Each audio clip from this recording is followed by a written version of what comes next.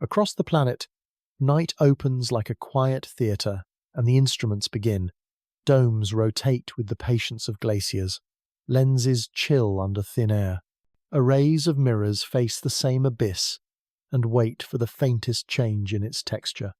In control rooms, lives are measured by the interval between exposures, by the soft click of shutters, by the steady chatter of cosmic background that carries through every wire. On one of these ordinary nights, a speck begins to drift against the star lattice in a way that betrays intention only to mathematics. Pixel by pixel it moves. Pixel by pixel it asks a question no headline can answer without humility. Should humanity truly fear a visitor that does not belong to this Sunday? The visitor is not a ghost. It is a body with mass and chemistry, a compact weather of dust and ices wrapped around a stone-dark heart. It comes from the thin country between stars where heat is memory and light is rumour. It has wandered so long that languages rose and fell on one small world while it kept its silence. Now it crosses into warmth, and the silence changes character. Ices breathe, dust loosens. A weak atmosphere blossoms around the core, more cloud than air, more lantern smoke than wind. Through that gauze, sunlight turns to milk. A tale begins as a thought, then lengthens like a vow. See it from space, and the path is simple. The orbit refuses to fold into a loop. The curve bends toward the sun and then bends away, open as an unfinished sentence. Gravity calls, gravity releases, geometry writes the word escape.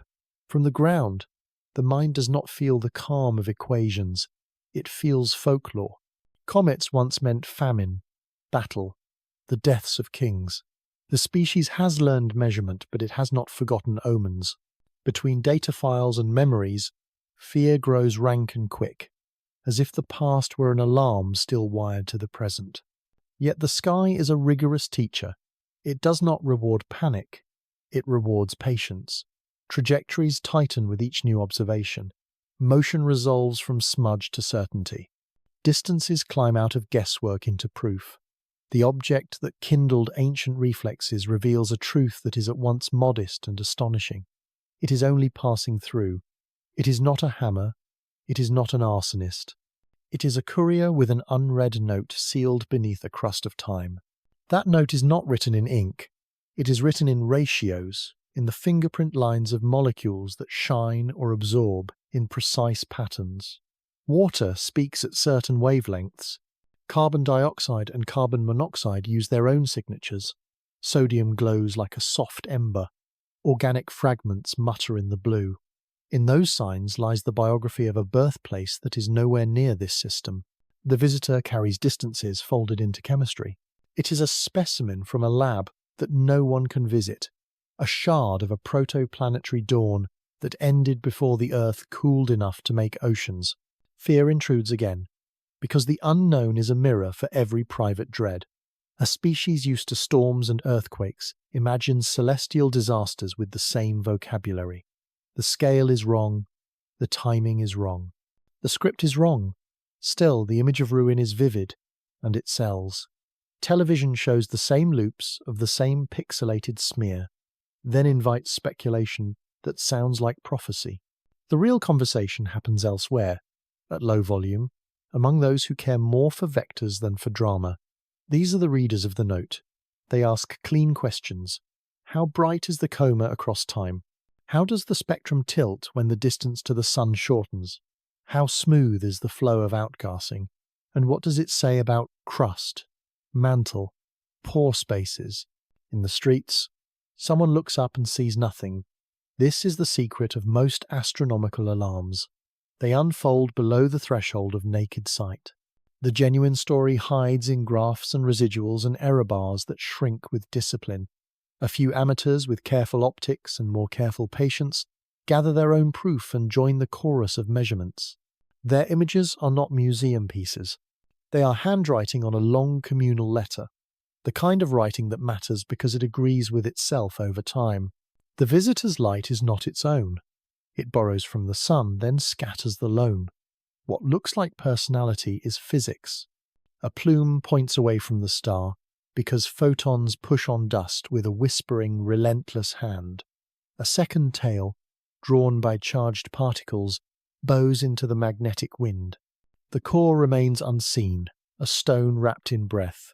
In that concealment lives the most dangerous error, the one that confuses appearance with intent. A bright coma looks large. Large does not mean lethal. It means effective at catching and reflecting sunlight. The difference between glow and threat is the difference between theatre smoke and fire. Still, a sensible planet practices readiness. The systems that track near-Earth objects do not sleep. Their algorithms do not drink coffee or dream of final catastrophes. They ingest positions and rates of change. They weigh the pull of planets and the tugs of jets that erupt when ice turns to gas. They integrate, compare, and palpate the future. Out of these second-by-second calculations comes a map of closeness. Safety emerges not from hope but from arithmetic. A world that measures well has already chosen its guardian. The more the visitor speaks through data, the more it changes from menace to messenger. It tells of pressure in the nursery where it was born, of ultraviolet light that darkened its skin, of collisions that may have riven and resealed it in the dimness between stars. It hints at a disk around another sun, where the freeze lines lay in different radii than in our own. It remembers a gravitational scuffle that ejected it with a velocity that decades cannot exhaust. It brings news of how common such exiles might be. It suggests that the void between suns is not empty at all, but full of silent travellers whose routes cross planetary lanes without regard for human calendars. The Earth listens with tools carved from patience. The great space telescopes adjust their schedules, not in panic, but in curiosity. Ground-based giants split the light finer and finer, looking for the telltale wobble of gas as jets stutter and strengthen. Radio dishes attend to frequencies where molecules flip their states like coins.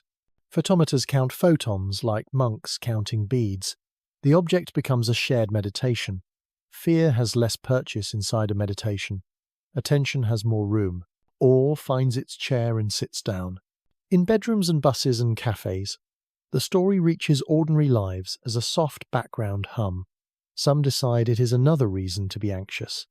Others set it alongside the steady rhythm of tides and traffic and let it be what it is, a reminder that the world swims inside a wider ocean than daily problems can contain. Children ask if a comet can hurt them.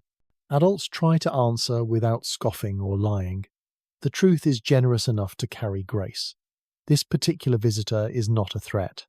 The species is safe enough tonight to turn its fear toward wiser objects, toward the many nightmares it chooses for itself on the ground. A final image settles like frost on glass. Far from the cities, a small observatory breathes in the dark. A quiet human figure checks focus, checks guiding, starts an exposure, waits. The sky stains the sensor with ancient light, and the traveller appears again as a blur with a whisper-thin tail. It is not a harbinger. It is not a sentence. It is a question held out by the universe like a cup. The only answer worth offering is attention. Not panic, not indifference. Attention, which is the beginning of understanding and the only honest form of care that a scientific species can give. Discovery began without trumpet or storm, inside the quiet arithmetic of a survey built to watch the whole sky for things that move.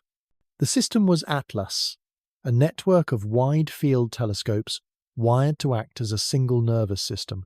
Each unit wore a fast, short, focal-length eye that could drink in huge swaths of stars in a single sip. Every clear night, the instruments tiled the heavens like careful brickwork, exposure after exposure, building a time-stitched mural of the firmament. The point of such coverage was simple.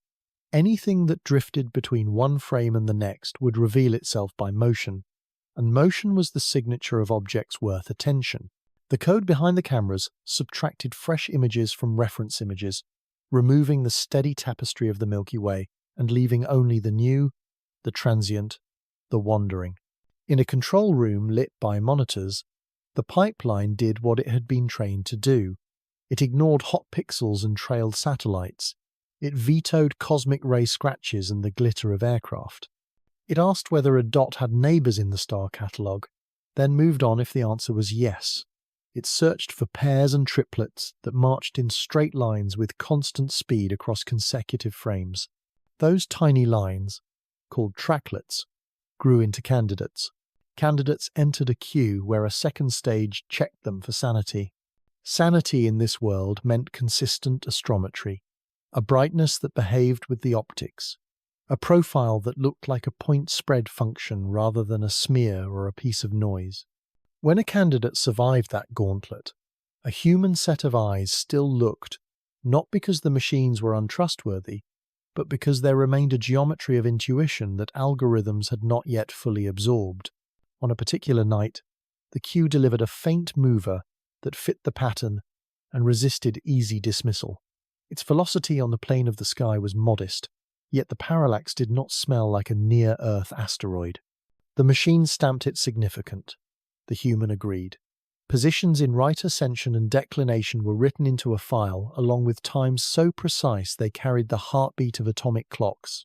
Photometry joined the entry, translated from counts to magnitudes, with the color response of the instrument carefully accounted for. The candidate moved from local storage to a shared ledger used by the planetary defense community, a place where all serious movers are announced so that follow-up is immediate rather than leisurely. The Minor Planet Center accepted the report into the stream of nightly alerts. That act is like placing a pin on a global map that astronomers watch the way meteorologists watch radar.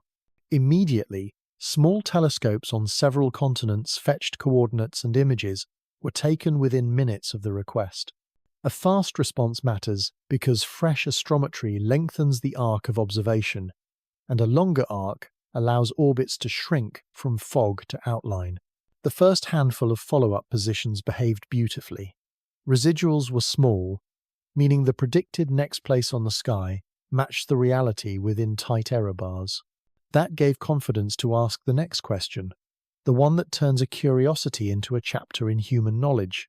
What kind of path through the solar gravitational field would fit these dots with the fewest assumptions? At first, the simplest fit is always a parabola. For brand new comets, a parabolic path offers a serviceable first guess because it sits at the boundary between a closed ellipse and an open hyperbola. But the math soon refused to sit on the fence. The best solution required an eccentricity greater than 1, which meant the curve was not a loop at all. It was open. Open means incoming and outgoing rather than captured. Open means a visitor. Open means the object had drifted in from outside the sun's long reach.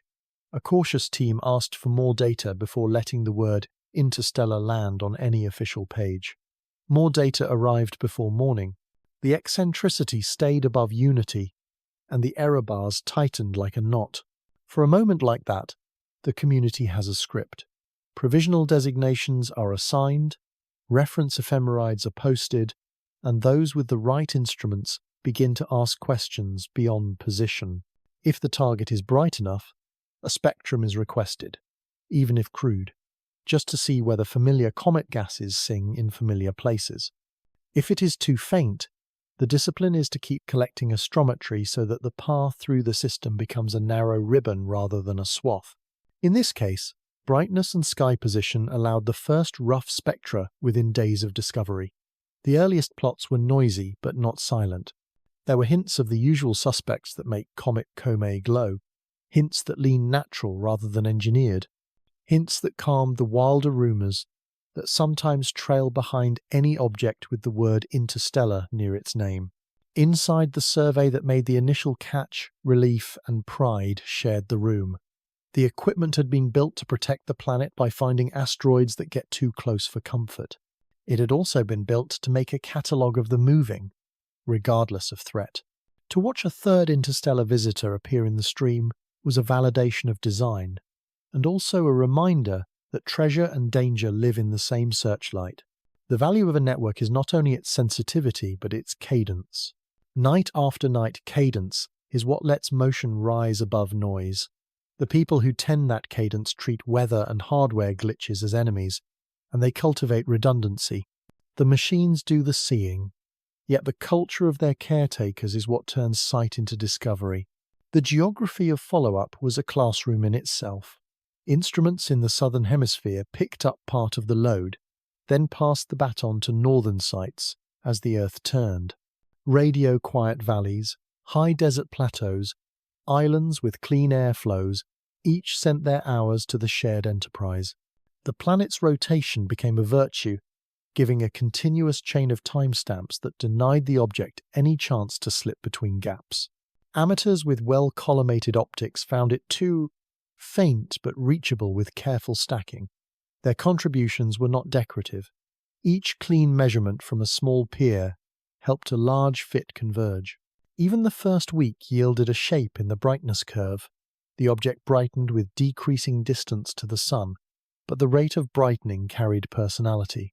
Some comets act like dusty fountains, their light climbing quickly because reflection dominates. Others are gas-rich and show a gentler slope because gas scatters sunlight differently than grit. The newcomer seemed to prefer gentle. That clue would matter later when larger telescopes carved its light into pieces. But even in the beginning it told the attentive that the nucleus might be blanketed, that vents might be selective, that the inner physics would reward patience and nuance rather than bravado. The administrative choreography lagged a little behind the science. Names require process. Interstellar objects receive a special prefix only after committees are satisfied that the orbital energy is unambiguously positive. No one wanted a repeat of past arguments where exaggerated claims outran the data. So the labels were cautious at first, careful not to promise more than the numbers could carry. In quiet Slack channels and email threads, however, the tone was electric. Every additional observation pulled the solution in the same direction. Every recalculation of the inbound velocity far from the sun agreed within uncertainties. From many small strands a rope was being braided, and the rope pointed to open space as origin. The public story moved differently. News sites lifted a few key phrases and amplified them, sometimes faithfully, sometimes with a taste for drama. It is hard to compress orbital mechanics into a paragraph without losing either accuracy or heartbeat. Some outlets did both well, thanks to reporters who keep contact lists full of astronomers who answer calls at odd hours. Others reached for spectacle, but the spectacle belonged to the discipline rather than to doom. The discipline was this. Within days of a discovery, a global community could measure, confirm, and classify an object that once would have passed unnoticed. That is genuine progress. That is a civilization choosing to be awake. Even within the technical circle, there was humility. Interstellar does not mean simple. Hyperbolic does not mean solved. The earliest phase is all scaffolding and care. Teams publish fits with explicit caveats. They state which perturbations are included and which are ignored, what non-gravitational terms are allowed for and which are deferred until evidence appears. There is an art to not overfitting, to letting the data tug the model only as hard as honesty allows. The discovery phase is not a victory lap. It is the moment when the foundation is poured. Everything built later will stand only as well as this first concrete is cured. By the end of the initial campaign, a consensus had formed that an interstellar comet had entered the stage and was heading for a distant, safe perihelion. The files reflected that consensus in numbers, not in adjectives. The numbers said where to point next week, what brightness to expect under clear skies, how fast the coma would drift against the crowded starfields near the ecliptic. The discovery, in other words, transitioned neatly into a plan. The plan was simple.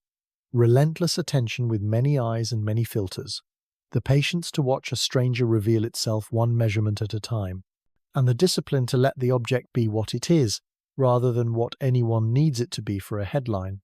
On a chalkboard of night, a thin white arc appears, and then refuses the instinct to close upon itself. The sky is a library of curves, each one written by gravity in a patient hand. Ellipses speak of homecoming. Parabolas sit at the fragile boundary between captured and free. Hyperbolas are the grammar of departure. The newcomer sketches that last shape with composure. It bows inward toward the sun, glows for a season, then straightens its spine and lengthens into the dark. The eye hungers for a loop. The mathematics offers an open door. The difference is not just aesthetic, it is the physics of safety. Every moving body in the sun's care carries a number that tells whether it belongs. Specific orbital energy is that number. Negative values bind a traveller to ellipses and returns.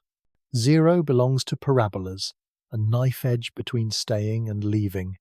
Positive energy announces a citizen of elsewhere. The fit to astrometry places the visitor on the positive side, which means the semi-major axis, in the conventional sign, is negative, and the comet's story is written in escape. A second number deepens the portrait. Hyperbolic excess velocity, the speed still remaining when far from solar pull, is not a rumour. It is a declaration. A trajectory is not guessed. It is solved from 3 points on the sky, then refined by hundreds. Methods that go back to Gauss and Laplace breathe through modern code. Times are known to fractions of a second. Positions are tied to standards carved from milliarc seconds. Residuals measure the honesty of the fit. Confidence grows as the arc lengthens and the covariance narrows. In this language, the visitor states its intention without emotion. The path is hyperbolic. The eccentricity exceeds unity by margins that do not shrink with more care. Open is not a metaphor here. It is geometry confirmed by patience. That geometry carries consequences. The curve approaches the sun, reaches a razor point called perihelion, then bends away with a scattering angle fixed by energy and distance. The angle is calculable. The deflection can be drawn before the comet gets warm. No hidden kink will suddenly drive the path through Earth. Gravitational focusing near the sun, the quiet magnification of pull at close range, only bends the line. It does not conjure an intersection with a world far aside. To change a miss into a hit requires a vast transfer of momentum that physics does not grant a passive stone. Two bodies cannot create capture without a third to siphon energy. In a vacuum stripped of air drag and tides, a sun and a comet dance to rules as old as Kepler, and the steps do not include surprise embraces. Jupiter can talk a path, and the other giants can lift or lower perihelia, yet even these heavyweights cannot snare an interstellar traveller without an exacting exchange. The bookkeeping is strict. Momentum must go somewhere. Energies must balance. For this visitor, the lanes of the planets lie wide, and the timing does not place it inside a dangerous conversation with any of them. The result is a courteous passing. Safety is not only a matter of where paths lie, it is also a matter of when. The clockwork of orbits sets meetings or prevents them. The minimum distance between two lanes is a geometric comfort. The minimum distance between two bodies is a comfort that uses time. Ephemerides predict those separations months ahead, then update them nightly as fresh measurements arrive. The separations remain generous, and the times of closest approach come and go without drama. A world sleeps through conjunctions that would have fed bonfires in an era of omens. Inside the equations, there is a particular elegance to hyperbolas. They are conic sections cut by planes that do not return to the circle. The focus of the curve sits at the Sunday. The path reads like a traveller leaning in for warmth, then leaning out to preserve identity. The asymptotes point to the before and the after, to the inbound and outbound directions threaded through the local frame of the galaxy.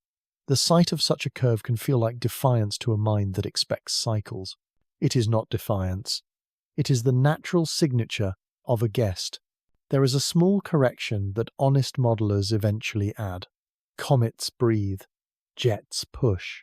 When sunlight turns buried ices into gas, the reaction can produce non-gravitational accelerations. These are tiny, measured in subliminal nudges, yet real.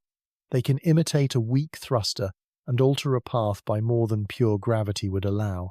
The fit then grows a few extra parameters that capture a sunward or transverse push. For this traveller, the nudges can shift the timing of milestones and the position of post-encounter asymptotes, but they do not erase the sign of the energy. The orbit remains open, the safety remains geometric. Public imagination often treats the word hyperbolic as a synonym for alarm. In this context, it means the opposite. It is the relief of knowing that the object is not bound to the inner system, not fated to become a long-term neighbour, not steered into repeated crossings of Earth's lane. Ellipses can return again and again to test vigilance. Parabolas can return if seeds of gravity from planets distort them over time into ellipses. Hyperbolas test attention once, then drift into statistics. No vigilance is unnecessary. All vigilance benefits from that distinction. The habit of older comets to present returns has written a cultural reflex. Stories expect a loop because calendars do. Here the lesson is cleaner. The diagram shows a solitary visit with a margin. The numbers that bear this out are not delicate. They do not depend on one site or one night. They arrived from a chain of longitudes, from many apertures, from software written by different hands and compared across institutions. Agreement is the strongest quiet music in science. It plays here without flourish. A steady theme that confirms the conclusion anyone can sketch with a compass and a straight edge. A last picture performs the service that only pictures can provide. Imagine the solar system not as a set of dots on a blackboard, but as a relief map made of glass. The orbits of planets are grooves carved into that glass, each in its own plane, each with its own tilt and oval. The visitor enters like a steel bead from the edge of the table. It rolls toward the bowl at the center, swings by the deepest well where the star sits, then rolls outward along a different line, too quick to settle into any groove. The bead does not scratch, the planet tracks. It glides above them. The fate of the bead is distance. When fear looks at that map, it fades because it recognizes that the threat does not lie in curves that refuse to close. The hazard is in the paths that cross and recross. This traveller does not do that. It illustrates the kind of motion that writes itself out of danger. The eye might be disappointed at the lack of risk. The mind is rewarded by the clarity. Geometry can be a quiet guardian. In this case, it is an honest one. The cosmos offers beauty without demanding a price. Deeper investigation began as a choreography of instruments that rarely perform together. Wide-field survey eyes kept the moving point in their nightly loops while larger telescopes peeled away its light into components. Space-based observatories shifted schedules, knowing that the brightest truth would be brief. Ground-based giants waited for darkness, traded weather reports, and tuned spectrographs to windows where gases write their names. The target was faint, but not shy. Within days, photometry, spectroscopy, polarimetry, and thermal measurements formed a lattice strong enough to hold a story. Photometry mapped the slow rise of brightness with decreasing distance from the sunday. The curve was not steep, a clue that dust was present but not exuberant. The metric comet workers call AFRO, a proxy for dust production, climbed with restrained confidence, yielding values that fit a gas-rich identity. Images taken with narrowband filters isolated diatomic carbon and cyanide, revealing a halo that faded smoothly rather than exploding into clumps. The coma was not a riot. It was a steady exhale. Spectroscopy delivered the first surprise. In the infrared, the signature near 4.26 micrometers stood tall, the mark of carbon dioxide. The water band near 2.7 micrometers rose, but with modest height. Carbon monoxide around 4.7 micrometers whispered at the threshold. In the visible, a pale CN band appeared near 388 nanometers, and the sodium doublet at 589 nanometers traced a faint plume. Oxygen emissions hinted at the photochemical waste of molecules torn by sunlight. The overall palette suggested a nucleus that let carbon dioxide escape with ease, while water vapor emerged as if behind a screen. Thermal measurements of the dust continuum carried a second message. The slope of the infrared glow pointed to grains larger than smoke, darker than chalk, and likely bound into porous aggregates. Temperatures implied by the fit matched what is expected for particles that absorb sunlight like soot and re-radiate it with little fuss. The albedo of the solid material, inferred from the balance of scattered and emitted light, placed the surface among the darkest objects known, a tar-like finish that comets acquire in long, cold exile. High-resolution imaging showed symmetry more often than spectacle. No grand fans or spirals leapt from the nucleus. Instead, a gentle sunward condensation and an anti-solar tail formed the classic comma shape that beginner sketches always try to capture. Syndine and synchrone analyses, the discipline of drawing curves for grains of given sizes and release times, fit a distribution with many millimeter-scale particles and a sprinkling of larger fragments. Dust speeds of tens to a few hundred meters per second explain the tail's breadth and its patient sway. Polarimetry added texture that photographs alone cannot give. The fraction of light polarized by scattering rose, with phase angle in a way that matched comets known for fluffy grains. Such aggregates, built like snowflake scaffolds from tiny monomers, produce a distinctive rise in polarization with a gentle red slope. That slope appeared here, whispering of fragile architecture carried from a nursery lit by another sun. Astrometry continued in parallel, and with it came the first clean detection of a small non-gravitational acceleration. As ices turned to gas, the recoil behaved like an invisible thruster, pushing mostly away from the sundae. The standard 3-parameter model for such accelerations, aligned with radial, transverse, and normal directions, preferred a sunward term that grew near perihelion and declined outward. The magnitude was small, yet enough to shift ephemerides by arcseconds over weeks. With that term included, predicted positions landed neatly on detectors across continents. The fit's honesty increased, and confidence followed. Efforts to pin down rotation faced the classic obstacle of Comets that hide their cause. Light curves extracted from high-cadence imaging showed hints of periodic modulation, subtle undulations that could mark a spin of several to a few dozen hours. The amplitude was small, consistent with a modestly aspherical nucleus cloaked by a fairly uniform veil. Twilight windows and the changing aspect angle complicated the search, but the emerging picture favored a slow, dignified spin rather than a tumbling rush. Jets, if present, were muted enough to escape easy detection, or else nearly axisymmetric, contributing force without theatrical shape. The size of the nucleus remained elusive, but limits were possible. By modelling the inner coma as a blend of unresolved nucleus and a steep dust brightness profile, observers derived upper bounds of a few kilometers across. Anything much larger would have produced a central spike too bright compared with actual images. Anything much smaller would struggle to vent the measured gas at the observed distances without invoking extreme activity. The truth likely lay in that narrow corridor, a small world wearing a coat of ancient crust. Gas production rates, converted from spectral intensities and calibrated by known fluorescence efficiencies, fell into place on the order of 10 to 10 circumflex 28 molecules per second for carbon dioxide, as the object approached 2 astronomical units, with water lagging by factors of several. Those are cautious ranges rather than claims, but even caution painted a personality. The comet breathed carbon dioxide as if it had easy pathways to daylight, while water waited behind an insulating layer or existed deeper than solar warmth could reach at present distances. Carbon monoxide's shyness suggested either depletion or burial.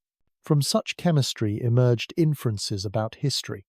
A nucleus that favors carbon dioxide at moderate distances likely formed where carbon dioxide ice is stable and abundant, beyond the warm inner zones of a protoplanetary disk. It might have incorporated ices from regions where ultraviolet light reworks simple molecules into complex organics, darkening the surface into armor that blocks heat. A thin crust, sintered by time and cosmic rays, could let more volatile carbon dioxide find cracks, while water remains a promise for smaller heliocentric distances. None of this required exotic explanations. The ordinary physics of ices and sunlight sufficed. Dust-to-gas ratios joined the portrait. By comparing AFRO with gas production, teams estimated values that placed the comet in a moderate regime. It was neither dust-starved nor dust-drowning. Grains released near perihelion would likely thicken the tail, but early measurements argued against dangerous densities. Spacecraft planners who watched such numbers for potential hazards to sensors relaxed a fraction.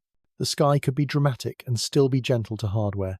Color indices from broadband imaging sketched a reflectance spectrum, slightly redder than the sun, a common trait among comets and a sign of complex organics coating grains. Radial profiles showed that the coma's color softened with distance, as larger, redder grains fell behind and smaller, more neutral particles followed the gas outflow.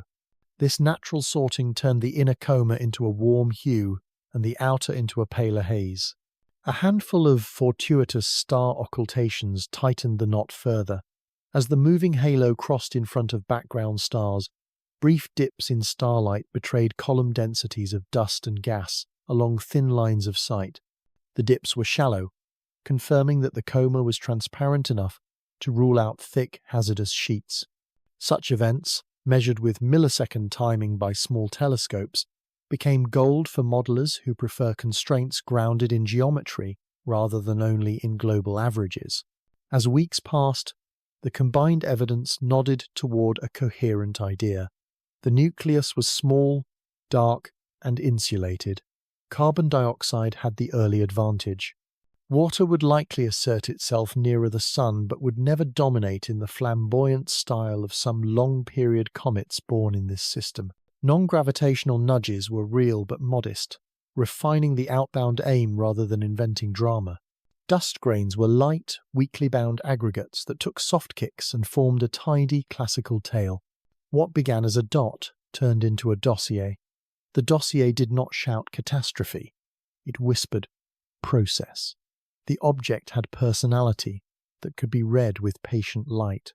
It showed that interstellar did not mean impossible to understand, only unfamiliar until instruments listened long enough.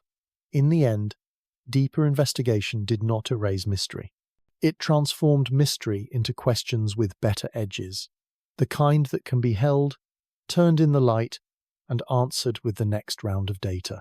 Complexity arrived quietly, like mist that thickens until distant hills vanish.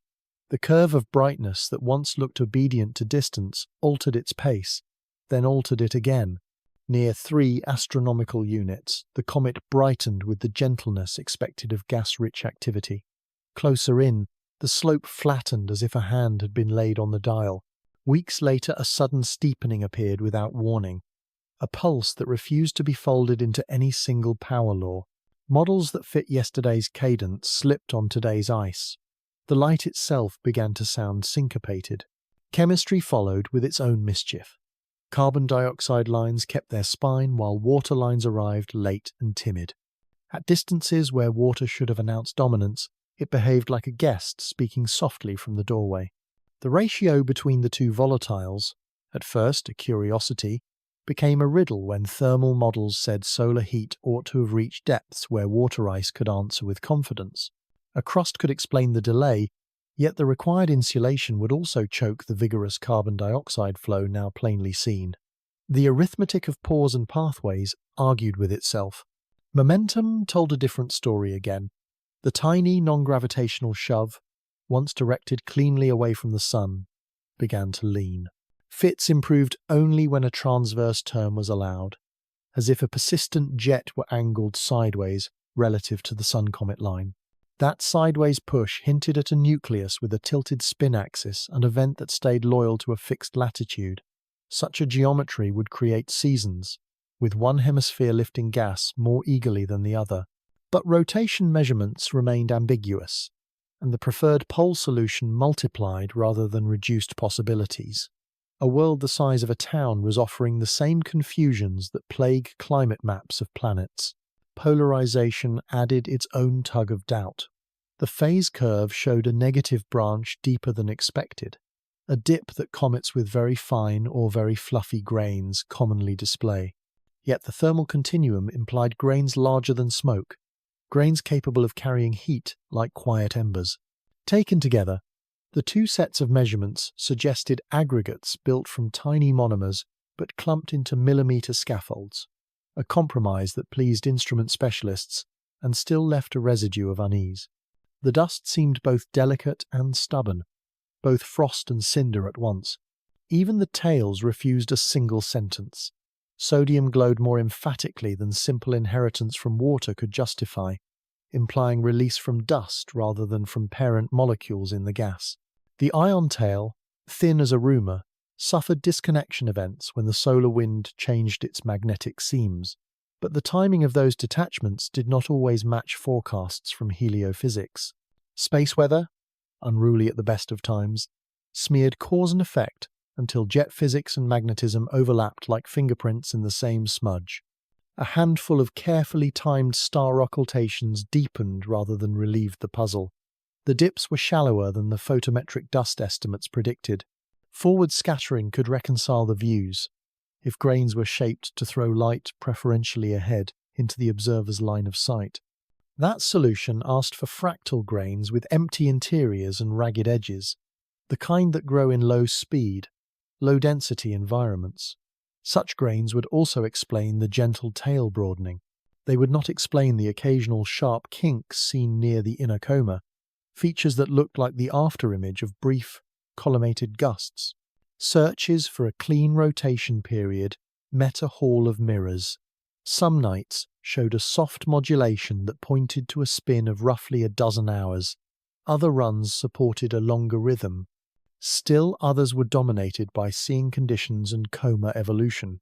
The simplest explanation, a nucleus in non-principal axis rotation, entered the conversation. A tumbling spin would smear periodicities, move vents under changing solar angles, and convert steady sublimation into a choreography of on and off that would write itself into the light curve as confusion.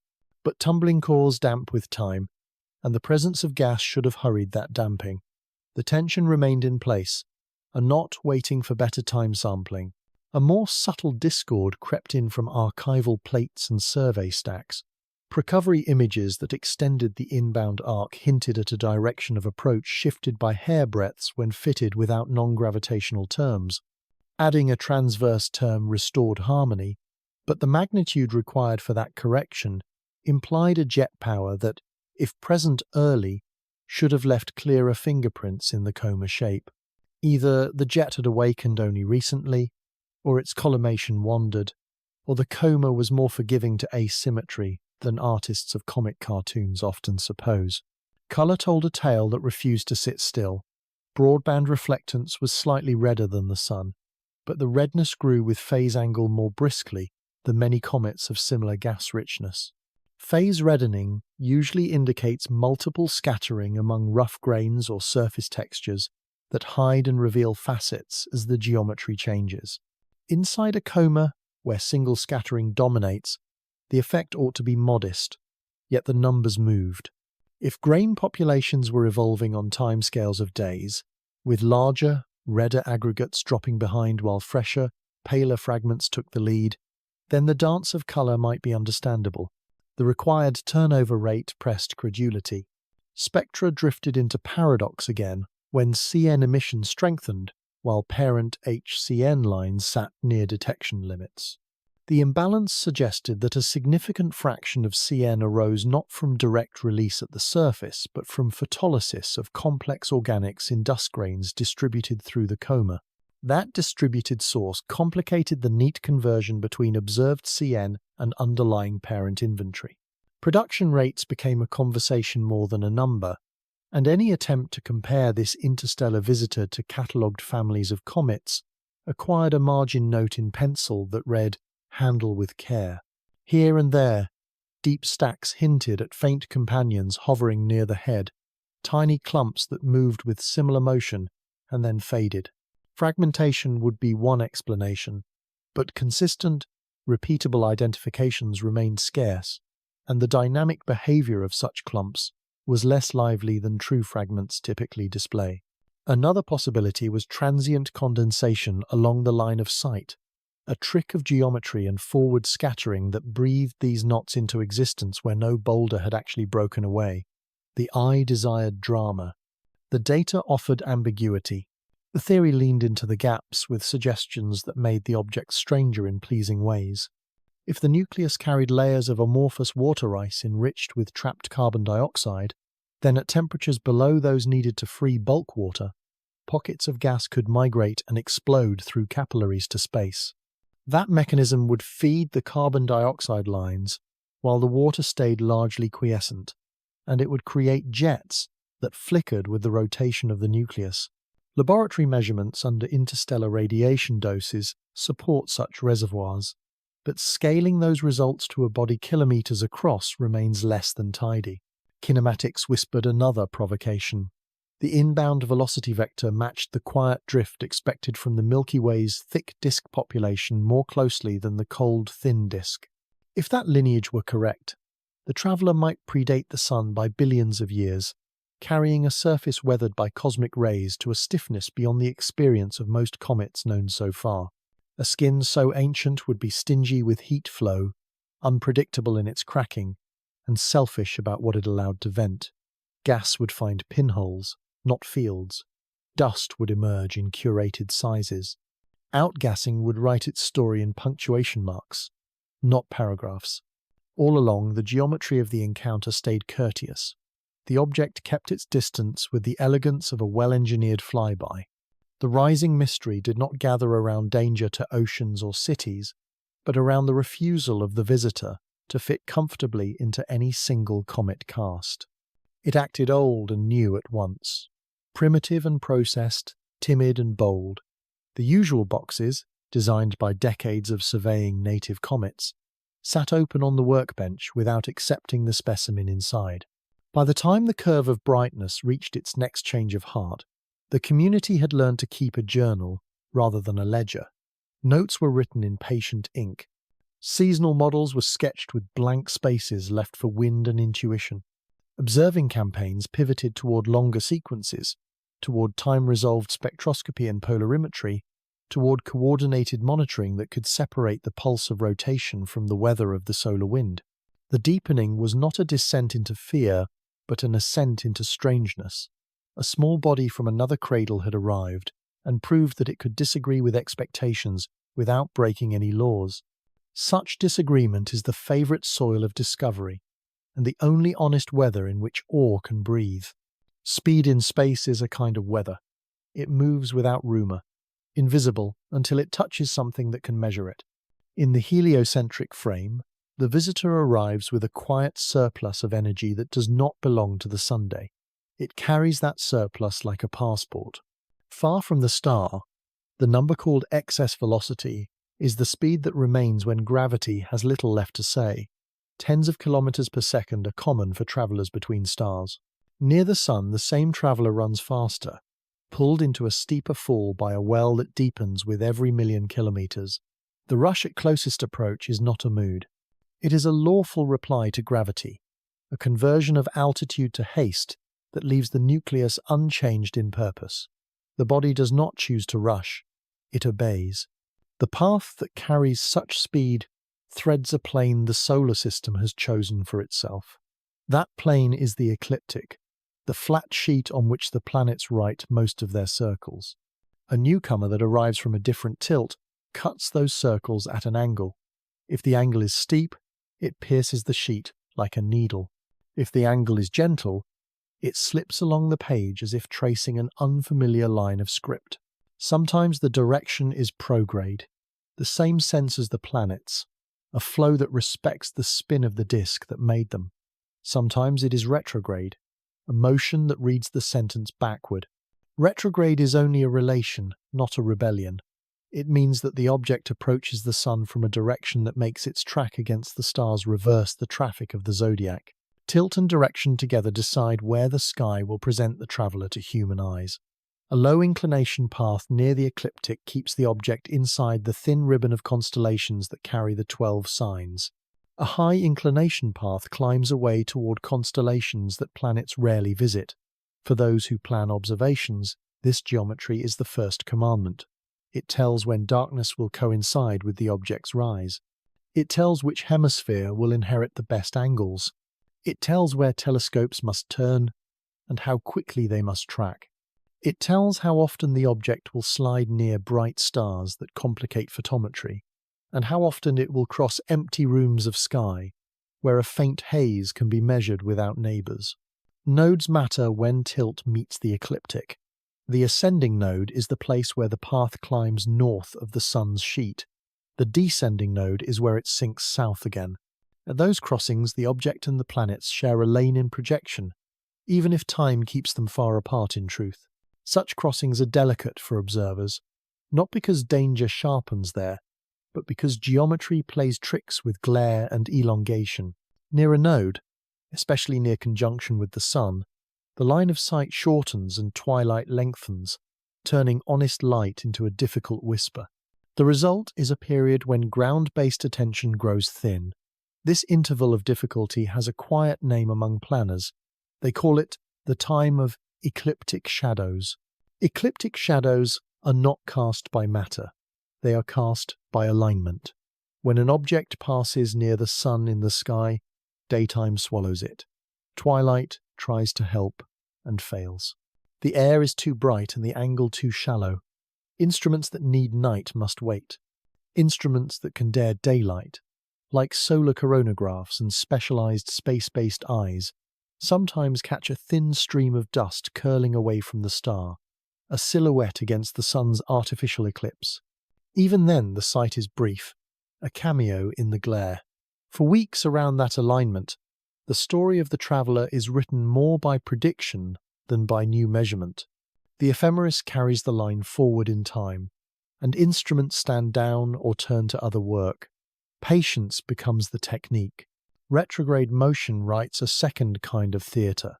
To the eye, the object seems to swim upstream through the zodiac, slipping past the planets as if they were anchored. The mind enjoys this because it is clear. The mathematics works through subtler pleasures. In a retrograde case, the relative velocities between the object and Earth can be high, and high relative speed changes the appearance of acceleration in the plane of the sky. Apparent motion curves in gentle S-shapes, producing stationary points where the track hesitates before resuming the backward drift.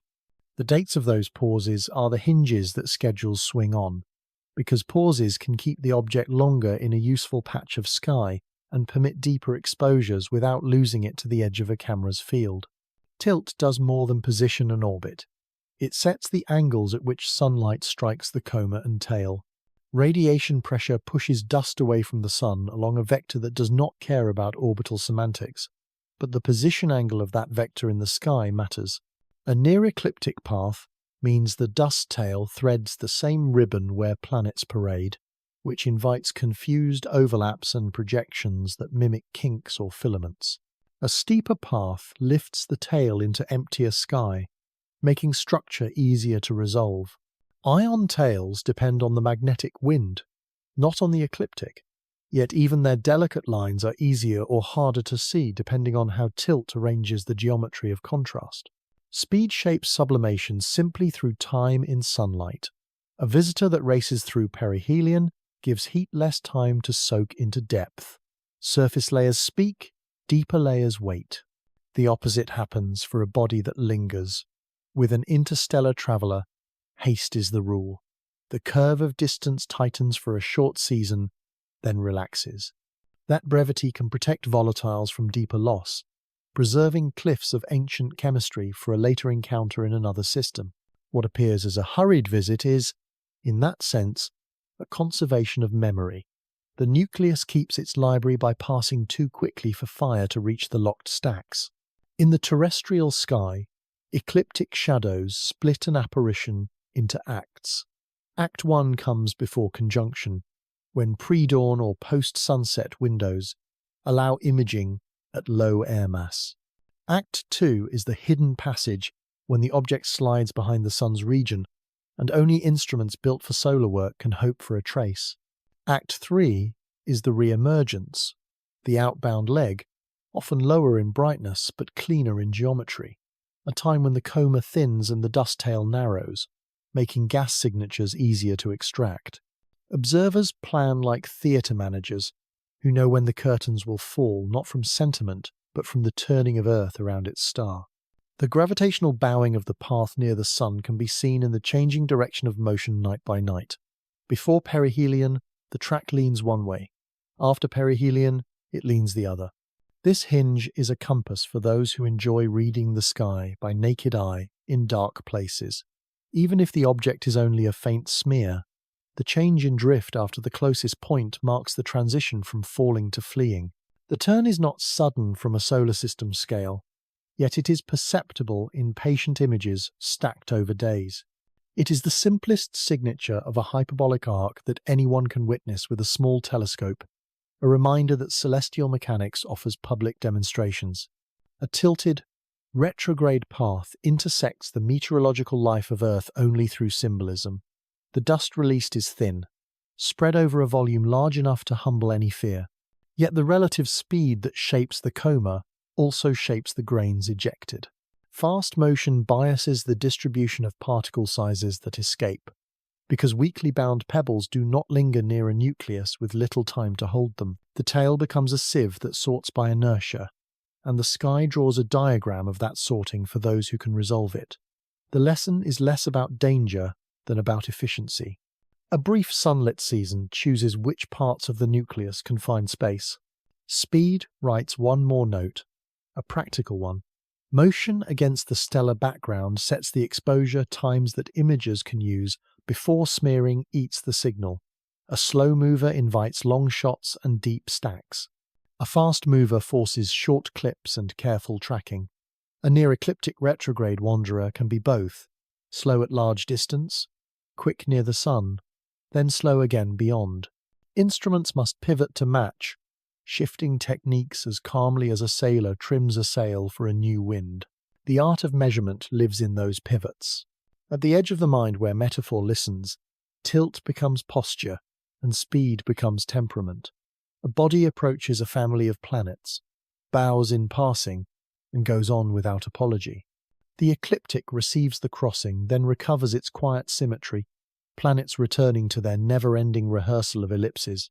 The hidden interval around conjunction feels like a breath held during a dive. The return to view feels like the surface breaking, the lungs filling, the eyes blinking water away. No implication of menace rides with these images. They are images of grace. In the notebook of an observer, this section of the story fits under a simple header.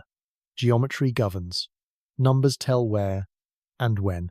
The ecliptic is a stage. Tilt writes choreography. Speed supplies cadence. Shadows belong not to threats, but to alignments that briefly blind. When the alignment passes, the point of light is still there, hurrying along the path that began in another sun and will end in another darkness. The only honest response is to keep the instruments ready and the calendar clear.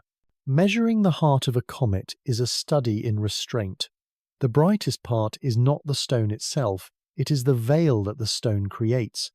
Dust and gas rise, sunlight scatters, and the true body hides inside a lantern of its own making. Even with sharp space-based optics, the light profile near the center is swollen by that thin atmosphere, a bloom that turns a compact nucleus into a softened star. Precision becomes a labor of subtraction. One learns what something is by removing what it is not. Every telescope draws a star with a characteristic blur, the point spread function. Analysts take that instrument fingerprint and compare it to the comet's inner light. A bare rock would match the stellar profile perfectly. A real coma stretches the wings and fattens the core. The standard tactic is to model the haze as a power law that fades with distance from the center, then convolve that model with the instrument blur and fit the whole mixture to the observed image. If the fit requires a sharp spike at the very core, a nucleus is resolved. If not, the outcome is a limit rather than a measurement. The numbers say only this: the central body must be smaller than a threshold set by resolution and by the vigor of the surrounding breath. That threshold moves with geometry. Phase angle, the sun-target observer triangle, changes how dust scatters light. A forward-scattering coma can mimic a larger core, since grains fling photons preferentially into the line of sight. Filters matter as well. Broadband imaging mixes gas emission with dust reflection, while narrowband choices can isolate solid grains or specific molecules. A size derived in one color may disagree with a size hinted at in another. Disagreement does not imply error. It implies sensitivity to different parts of the same small weather system. Thermal methods offer a second path. Warm material glows in the infrared, and a bare nucleus would radiate with a temperature governed by sunlight, spin, and surface texture. The measured brightness can be inverted to an effective diameter, provided the albedo, emissivity, and a beaming factor are assumed with humility. Comets complicate this inversion. Dust also glows, often more strongly than the core, and the subtraction is trickier than in reflected light because dust thermal spectra are broad and imitate black bodies. A cautious team quotes a range. A reckless one quotes a single number. The difference between those habits is the difference between science and theatre. Occultations, the moments when a moving target crosses a background star, promise a cleaner geometry. A nucleus that is truly solid would snuff the star for a split second, sketching a silhouette with millisecond timing. The catch lies in the word truly. Comets soften the edge, rendering the starlight into a trough rather than a cliff. Only a very close approach and a very fast camera can separate the knife from the fog. Coordinating observers across a corridor on Earth increases the chance that one station catches the central shadow, yet most attempts record only the whisper of dust density. A negative result still helps. It tightens the envelope around size, but rarely nails it shut. Dynamics add an indirect constraint. Outgassing forces behave like tiny thrusters, nudging the path. The magnitude of the nudge is proportional to the mass loss and inversely proportional to the total mass. If a clear non-gravitational acceleration is measured, and if plausible gas production rates are adopted from spectra, one can estimate the mass of the nucleus and therefore a diameter, given an assumed density. Each of those words carries a hinge. Plausible, adopted, assumed. A small change in any of them tilts the answer. Still, the method has teeth. A nucleus that were truly enormous would barely notice its own jets, and the sky would betray that indifference. Photometry near the core creates another lever. The coma brightness profile often falls roughly as the inverse of projected distance. Deviations from that rule betray acceleration fields, grain fragmentation, or collimated vents. By fitting the inner slope and extrapolating inward, a minimum contribution from an unresolved source can be estimated. If the extrapolation overshoots the observed core, the nucleus must be dimmer than that, hence smaller for any chosen albedo. This algebra is fussy and unforgiving. It demands careful flat fields and absolute calibration, and it refuses to be rushed. Adaptive optics on the largest mirrors takes its turn when the atmosphere is steady. By sharpening the point spread function from the ground, observers hope to see a pinprick at the center that survives deconvolution. Sometimes a point emerges, then dissolves when a different algorithm is tried. Sometimes a hint persists, then loses significance when a deeper stack is made without a few contaminated frames. The respectful conclusion is often the same. No point source is required by the data, though one is not excluded. The physical translation is straightforward. The nucleus is smaller than a few kilometers, perhaps smaller than one, perhaps several times larger, but not a mountain in any literal sense. A veil that glows does not testify to a giant inside it. Media images, saturated for drama, make a different promise. Long exposures draw tails that span a computer screen, and captions imply enormity. The truth is geometry and grain. A sparse fog can be larger than a continent and still weigh less than a freighter. A head that looks round and fat is mostly light on dust, not rock on rock. The habit of turning brightness into bulk is an ancient mistake and a tempting one. It sells pictures, but it lies about physics. There is a quiet check against wild claims in the dust itself. Grains must be lifted by gas, and gas must be paid for by sunlight. That energy budget is strict. A nucleus with a huge surface would need a huge flow to keep the coma bright at modest distances. If the spectra do not show that flow, the surface cannot be so huge.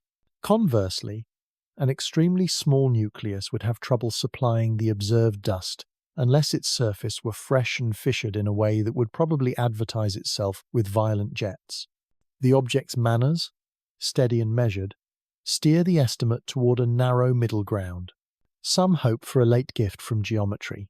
As the object recedes and activity falls, the coma thins. If the nucleus is larger than a modest fraction of a kilometre, the inner profile in reflected light may harden until a point source contribution becomes undeniable. Space telescopes can then weigh the bare ember without the masking plume. The window for such measurements is brief. The signal fades quickly with distance. Scheduling and weather, in orbit as on Earth, conspire to erase chances with ordinary bad luck. Even so, a few late snapshots may decide between several competing models and let cautious language firm into a measured diameter. Shape remains a separate mystery. A sphere is the default for lack of knowledge, but comets often favour lobes and shards joined by narrow bridges. A lumpy body will polarize the outflow and modulate the light, sometimes with a period that betrays rotation. If the coma hides the modulation, the shape's story waits in the wings. Without a spacecraft, that story may never step onto the stage. The value of knowing the exact figure is less about aesthetics than about the stress map through which fractures wander. Stress channels gas. Gas sculpts the coma. Coma feeds the limits that define size. The circle closes, patient and incomplete. Some will be disappointed by limits. They will ask for a number with a decimal and a word like kilometres that ends in confidence. The discipline that studies small cold bodies does not grant that wish when the light refuses to cooperate. It grants something else, a corridor of possibility that narrows with time. Within that corridor lies the answer to a more interesting question. How does a small world from another cradle breathe under a new Sunday? The diameter matters, but not as much as the behaviour that the diameter permits. In the quiet between headlines, the best counsel is caution. The nucleus is compact, dark, and concealed by its own exhale. It is not a city killer hidden beneath a theatrical cloak. It is not a pebble masquerading as a mountain. It is a modest engine driving a gracious plume, large enough to speak across astronomical units, small enough to move when sunlight touches its pores. The day may come when an image resolves it cleanly. Until then, the honest phrase remains the size we cannot see, held in a range that tells of humility more than of ignorance, a reminder that observation is a conversation, and that the sky prefers whispers to shouts. The surface of a comet is not a simple crust. It is a breathing border where sunlight negotiates with buried cold. At that border, called a sublimation front, the language is thermodynamics spoken through porous stone. Energy arrives as a slant of photons, part of it reflected by soot-dark grains, part of it re-radiated as infrared psi, part of it spent to lift molecules from ice to gas. The ledger on that small patch writes the balance with stern clarity. Absorbed sunlight equals heat escaping to space, plus heat flowing downward, plus the latent heat of vapour carried away. A few symbols can capture the idea. A few parameters can betray it: albedo, emissivity, conductivity, latent enthalpy. The rest lives in geometry and time. Time arrives in two rhythms: the spin of the nucleus and the long slide around the Sunday. For each rhythm there is a skin depth, a measure of how far the heat wave penetrates before it fades. In fragile, dusty ice, thermal inertia is low, so the diurnal skin can be only millimeters to centimeters, the seasonal skin perhaps decimeters. Above those scales lie shadows and sunlight that change temperature in minutes. Below them the cold remains a memory that only slow seasons can touch. A sublimation front walks up and down through this hierarchy as the object turns, retreating at noon, pausing at dusk, advancing at night when vapour freezes back into the pores. Gas does not flow through bedrock in straight lines. It threads a maze. Pores connect to pores with tortuous paths set by ancient sintering and impact scars. In such narrow corridors, the rules of the gas change. Collisions with the walls are more frequent than collisions between molecules themselves, and a regime known to engineers as Knudsen flow takes over. The outflow is then governed by the widths of microchannels, by how many side pockets exist to trap vapor, by how often a molecule must bounce before it finds the sky. A small change in porosity, or in the way grains sit against one another, can tilt production rates without any change in chemistry. One volatile writes its own poetry in the numbers. Carbon dioxide leaves its signature even when temperatures stay below the comfortable range for water ice. At heliocentric distances where a pure water surface would yawn and say not yet, carbon dioxide can already whisper.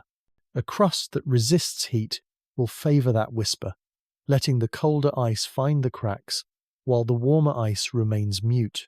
In that arrangement, a narrow vent becomes a reed for a soft organ tone. Gas accelerates as it expands into vacuum, dust grains feel the pull, and a collimated jet rises from the sunlit side like a pencil line drawn on air. Such jets are not theatrical for the sake of spectatorship. They are the physical translation of event geometry into momentum. Inside a cavity with a small mouth, gas can choke into sonic flow, then expand into a plume. The sound here is a metaphor. There is no ear to hear it, only dust to display the shape of the stream as it meets sunlight.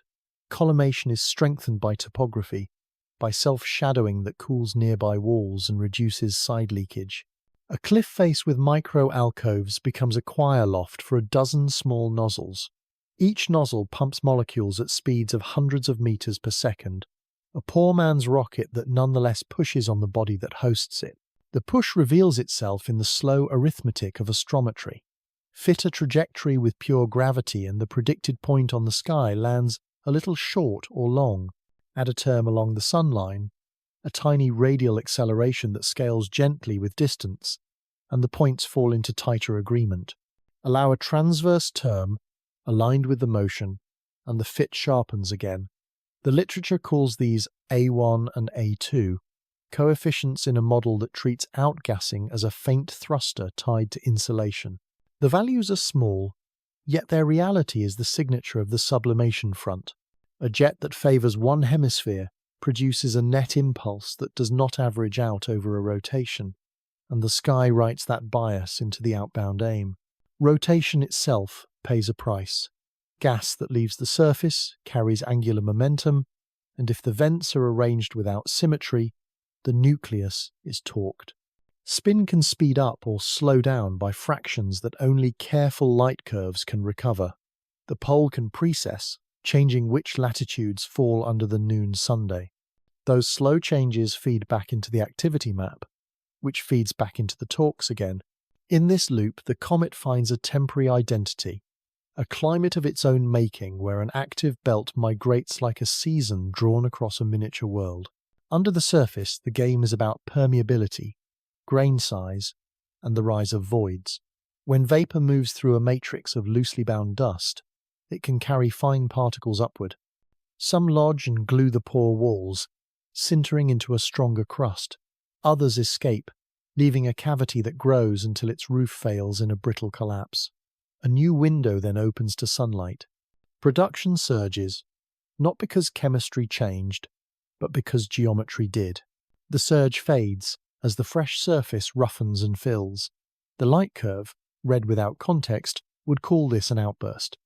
The physics would call it housekeeping, a shift in how the sublimation front meets the sky. A different frontier wakes when amorphous water ice warms enough to crystallize. Amorphous structures can trap molecules of carbon monoxide and carbon dioxide like fish in winter water. When the lattice flips to crystalline order, that cargo is released in a hurry. The energy required to trigger the change is modest. The energy released by the trapped gas is not. If such a zone lies beneath a blanket of older dust, pressure builds in the pockets until a weakness offers an exit. The result is a spurt that chooses its own direction within the constraints of cracks, a jet that was stored rather than steadily fed. Over hours it will fade back toward the baseline, but during its brief life it leaves a scar in the inner coma, an arrow of light that points straight to a point on the rotating world. Models that aim to capture this choreography divide the nucleus into layers, each with its own porosity and conductivity, each with an inventory of volatiles that respond to temperature in their own ways. The top layer radiates and cools at night, crusts during long winters, and sheds when stresses gather. The next layer holds the current sublimation front, a thin trench where heat and vapor exchange control. Below that lie quiet reserves that only the changing sun can waken. Solving the heat equation through this stack produces temperature profiles that rise and fall every spin and that climb over weeks as distance shrinks. Add the Hertz-Knudsen law for sublimation at the front, and the model breathes. Tune the parameters to match measured gas production, and the simulation begins to speak. Tune them to match the astrometric nudges, and the simulation begins to steer. Some puzzles remain when the numbers behave.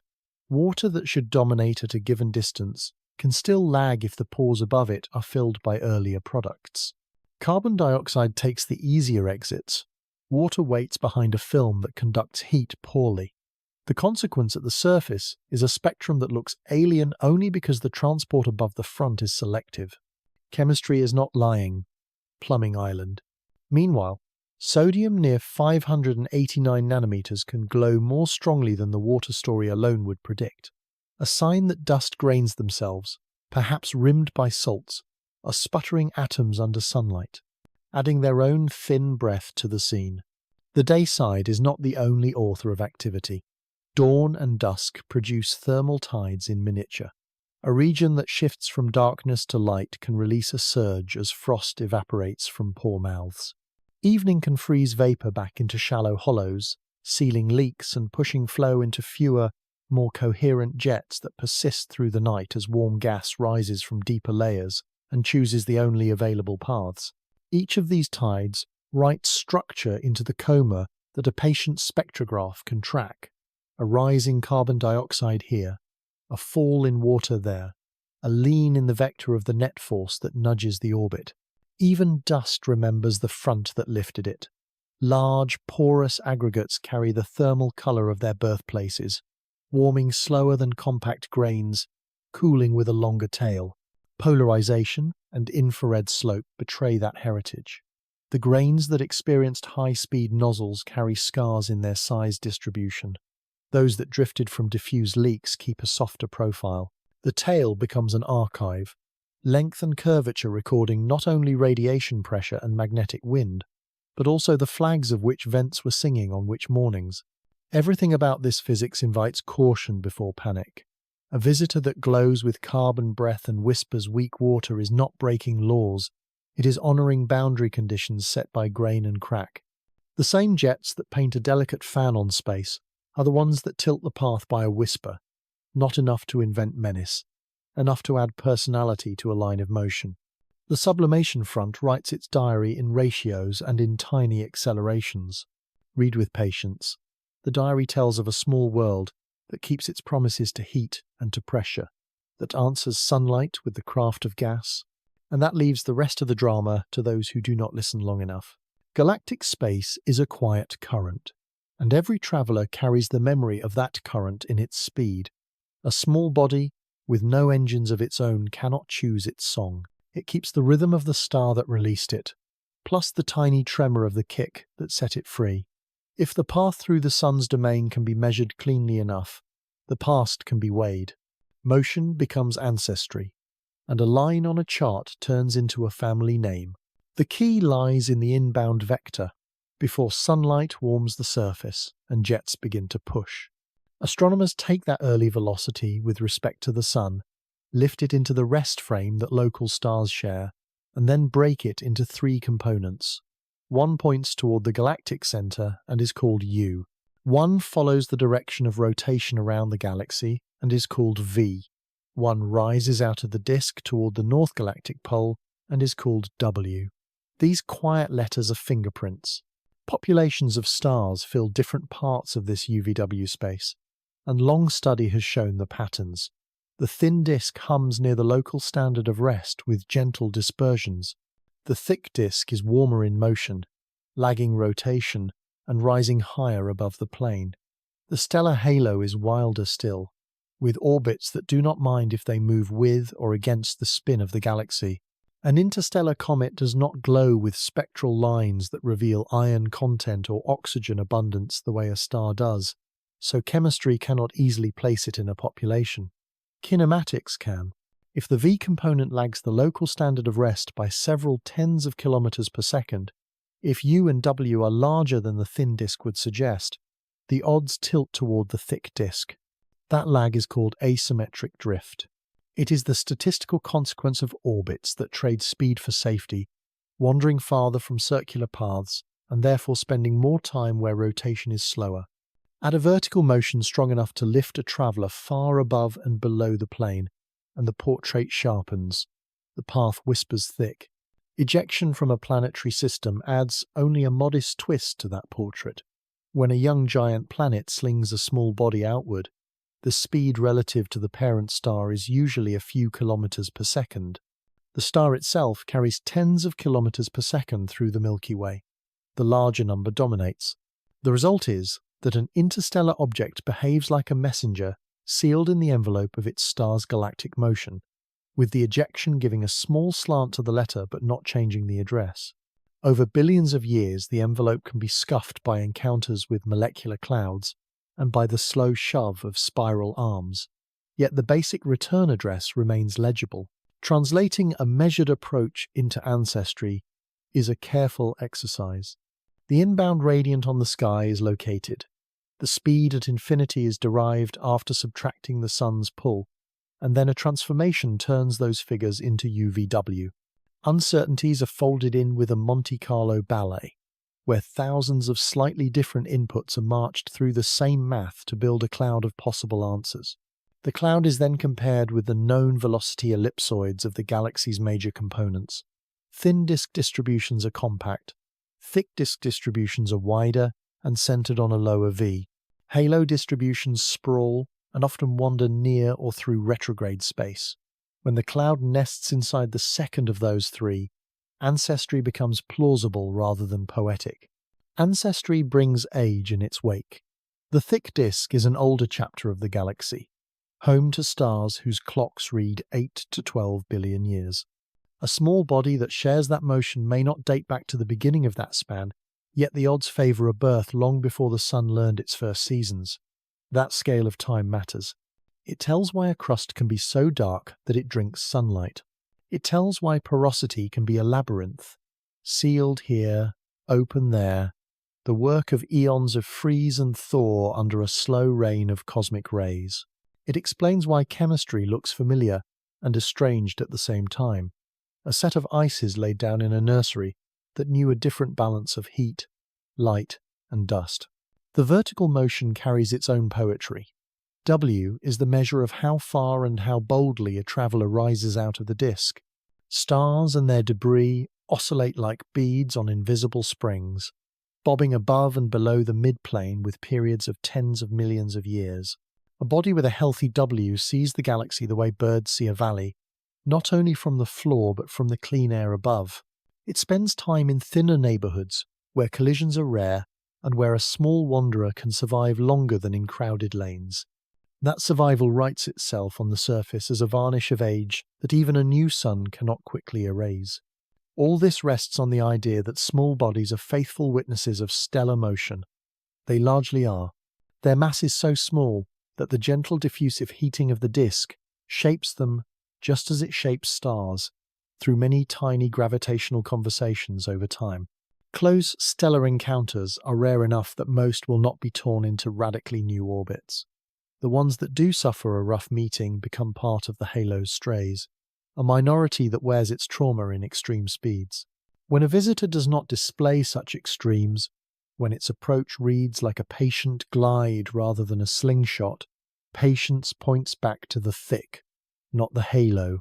A caution sits beside the conclusion with equal dignity. Kinematic classification is statistical, not absolute. If the ejection kick happened to aim in a direction that mimics a thick disk lag, a thin disk origin could be dressed in thick disk clothes. If the object interacted with a massive perturber after it left home, its UVW could have drifted. If early astrometric measurements carry small biases, the cloud of solutions can shift. The work is never to declare with certainty, only to weigh with honesty. Weighing still matters. Odds guide attention, they shape what telescopes try next, and what models expect. Suppose the thick disk origin is correct. Then the object likely grew inside a disk, around a long-lived star, perhaps cooler than the Sun, perhaps more generous, with high-energy photons that reddened outer grains. Giant planets formed, migrated, and perturbed. A choreography played in countless systems. A scattering event sent the small body outward, past a snow line where carbon dioxide froze with ease, past reaches where ultraviolet light built organic skins out of simple ices. A final encounter lifted it free of the star's leash. It joined the galaxy's quiet diaspora and began a circulation that crossed spiral arms, skimmed the shoulders of clusters, and wandered high above the plane. From time to time, it would have passed within a few light years of stars that are now only names on charts. Gravity would have altered its course by degrees no eye could see. The vertical bounce would have continued, up and down through the haze of the disk, like a pendulum set into motion in a cathedral that no longer remembers who first released it. Nothing in that long journey required drama. It required only time, and the galaxy provides that in an abundance that humbles. The science of such ancestry is not a romance dressed as equations. It is a measured comparison between a present motion and the anthology of motions known for the Milky Way's pieces. In that comparison lies the quiet excitement. A small, dark nucleus can testify about structures that span tens of thousands of light years. It can bring news from an epoch before continents learned their shapes. It can show that fear is an impatient reader, while patience can learn to hear the accent of a population in the speed of a single wanderer. If the odds indeed favour the thick disk, then the visitor is not only from another system but from another time. It is older than the oceans. It is older than the iron in city bridges. Its crust may have locked in blackness long before biology rehearsed its first proteins on Earth. Such figures make human alarms look brief and local. The correct response is to sit with the age and listen. It is not just a comet. It is a witness the galaxy sent across a quiet current, bearing the plain signature of a population that was old when our sky was young. Risk is a word that deserves precision. The night sky has room for fear, but it has greater room for measurement. A small interstellar comet invites both. The honest inventory starts with geometry. The path is open, and the missed distance is wide in absolute terms. A body that is not crossing Earth's lane cannot become an impact story without physics that does not exist. Gravity bends, it does not teleport. The routine cadence of astrometry turns that sentence from reassurance into proof. Positions taken from many longitudes and many instruments give a single answer about where the visitor will be on given dates. The projections place it far from the planet by any standard that would concern oceans or cities. In this ledger, the first line reads clear of Earth. With the planet removed from the front row, the next questions belong to spacefaring machines and the eyes that watch from ground and orbit. Dust is the first concern for hardware. A comet breathes grains into space, grains that harden the glow and draw the tail. At interplanetary relative speeds, a millimetre of rock can be a bullet. Yet distance dilutes. The density of dust falls sharply with range from the nucleus. Far from the head, the coma becomes a perfume rather than a fog. No existing spacecraft sits by chance inside a corridor dense enough to do harm. The only way to court danger is to choose it, by sending a probe to meet the plume on purpose. In that case, engineers armor radiators, hide delicate optics, and schedule maneuvers to turn solar arrays edge on at closest approach. For all other machines, the comet is a postcard. Radiation is a second worry often named in superstition. A tail that shines looks like a beam, and a beam invites a story about rays. The light is scattered sunlight. The gas glows because atoms and molecules absorb and re-emit careless photons from the star. That glow is faint at the scale of a planet's magnetosphere. It does not travel across astronomical units with enough power to irritate satellites, much less to touch ground. The ion tail is a ribbon of charged particles blown downwind by the solar breeze. Its structure is woven by the sun's magnetic field. Even when a tail stretches for tens of millions of kilometers, it remains thin. Geometry and dilution keep it far too weak to stir Earth's magnetic weather. Storms on the planet come from the star, not from a passing snowball. Another fear sometimes takes the form of meteor showers, a memory of the Leonids and Perseids written onto any comet that becomes a headline. Meteor storms require Earth to pass through a debris stream that intersects its orbit. Hyperbolic visitors do not leave long-lived streams bound to the sun's will. Their dust disperses along their own path and does not settle into rings that the planet encounters every year. Without an orbital crossing, there is no concentrated ribbon to strike the upper air. Sporadic grains will wander the solar system for a time, but the odds of those grains arriving at the same place and the same time as a blue world are vanishingly small. The upper atmosphere will not notice. Ground-based observatories think in more practical terms. They ask whether the object will steal dark time by hiding near the sun in the sky. It will for a short season. That is inconvenience, not danger. Schedulers respond by pivoting to other programs and by reserving nights for the outbound leg when elongation grows friendly again. Contamination of mirrors by comet dust is a cinematic fear rather than a real one at these distances. The air above mountaintops is not laced with extra grit because a coma flared 100 million kilometers away. Space telescopes weigh two hazards and treat both with ordinary caution. The first is pointing through a field where fast-moving grains might flash by. The second is stray light when the geometry draws the line of sight near the sunday. The cures are simple. Pointing constraints avoid small elongations. Exposure times and tracking rates are chosen to freeze the target without dragging the background. When solar observatories peek at the comet in their coronagraphs, they do so intentionally, within envelopes designed for brighter and harsher phenomena than a dust plume. Public health sometimes wanders into the conversation wearing the clothes of confusion. A visitor rich in carbon dioxide can sound like a threat to air. The scale exposes the mistake. Even a generous coma contains far less mass than the breath of a single large storm on Earth. The molecules disperse into space. They do not fall as a blanket on the biosphere. No poison travels this road. Biology keeps its arguments on the ground. Financial risk is another ghost that circulates during sky stories. Markets twitch when headlines shout. The correct counsel is boredom. Insurance tables do not move, because a checkpoint in celestial mechanics passed quietly and at a distance. The only budgets that feel a ripple are those inside observatories and space agencies, where hours are reallocated and engineers run extra simulations to be sure that their instruments stay comfortable. That is not panic, it is the duty of care for expensive eyes. If a quiet hazard exists, it is the temptation to steer resources toward drama rather than toward steady preparedness. Planetary defense is a discipline that wins by humility. It watches for rocks that actually approach Earth's orbit and that keep returning on closed paths. It improves all sky cadence and follow-up, not for one celebrity visitor, but for the unglamorous garden of near-Earth objects that pass under the news without a whisper. When attention is spent on a harmless traveller, attention is removed from the census that matters. The sober path is to enjoy the science while guarding the budget for the systems that reduce real risk. A smaller, more intimate danger lies with eyesight. Enthusiasm can lead people to sweep binoculars near the sun during conjunction seasons. That habit can burn retinas in a single inattentive motion. The comet is not the agent of that burn. The star island, the cure is education rather than dread. Observing guides repeat the rule to never sweep close to the sun without certified filters and to wait for safe elongations. The rule is old because it is merciful.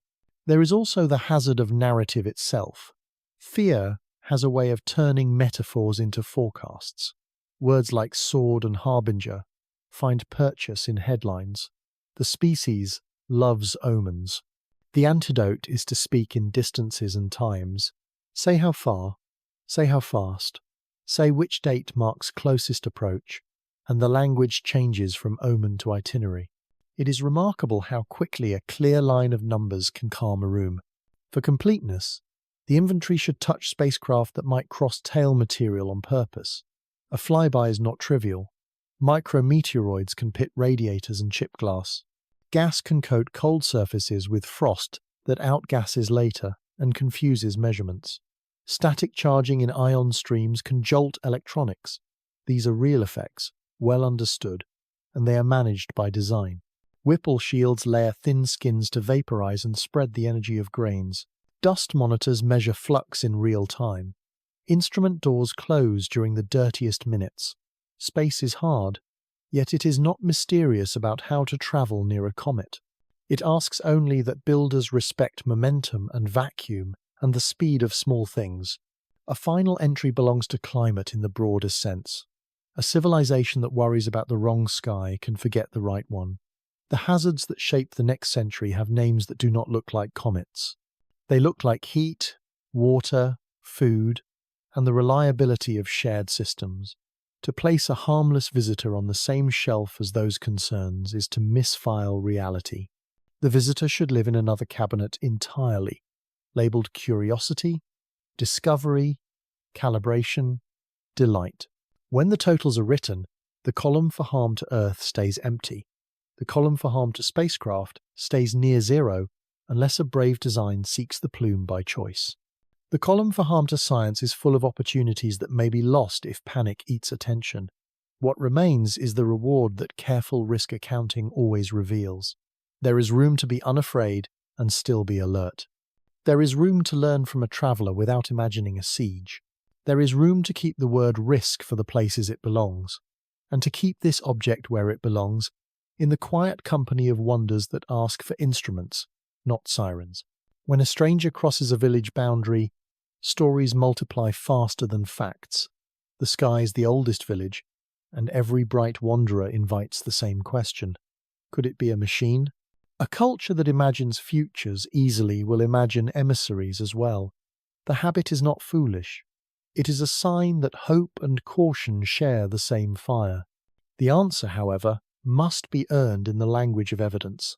The discipline has a proverb that fits quietly beside such arrivals.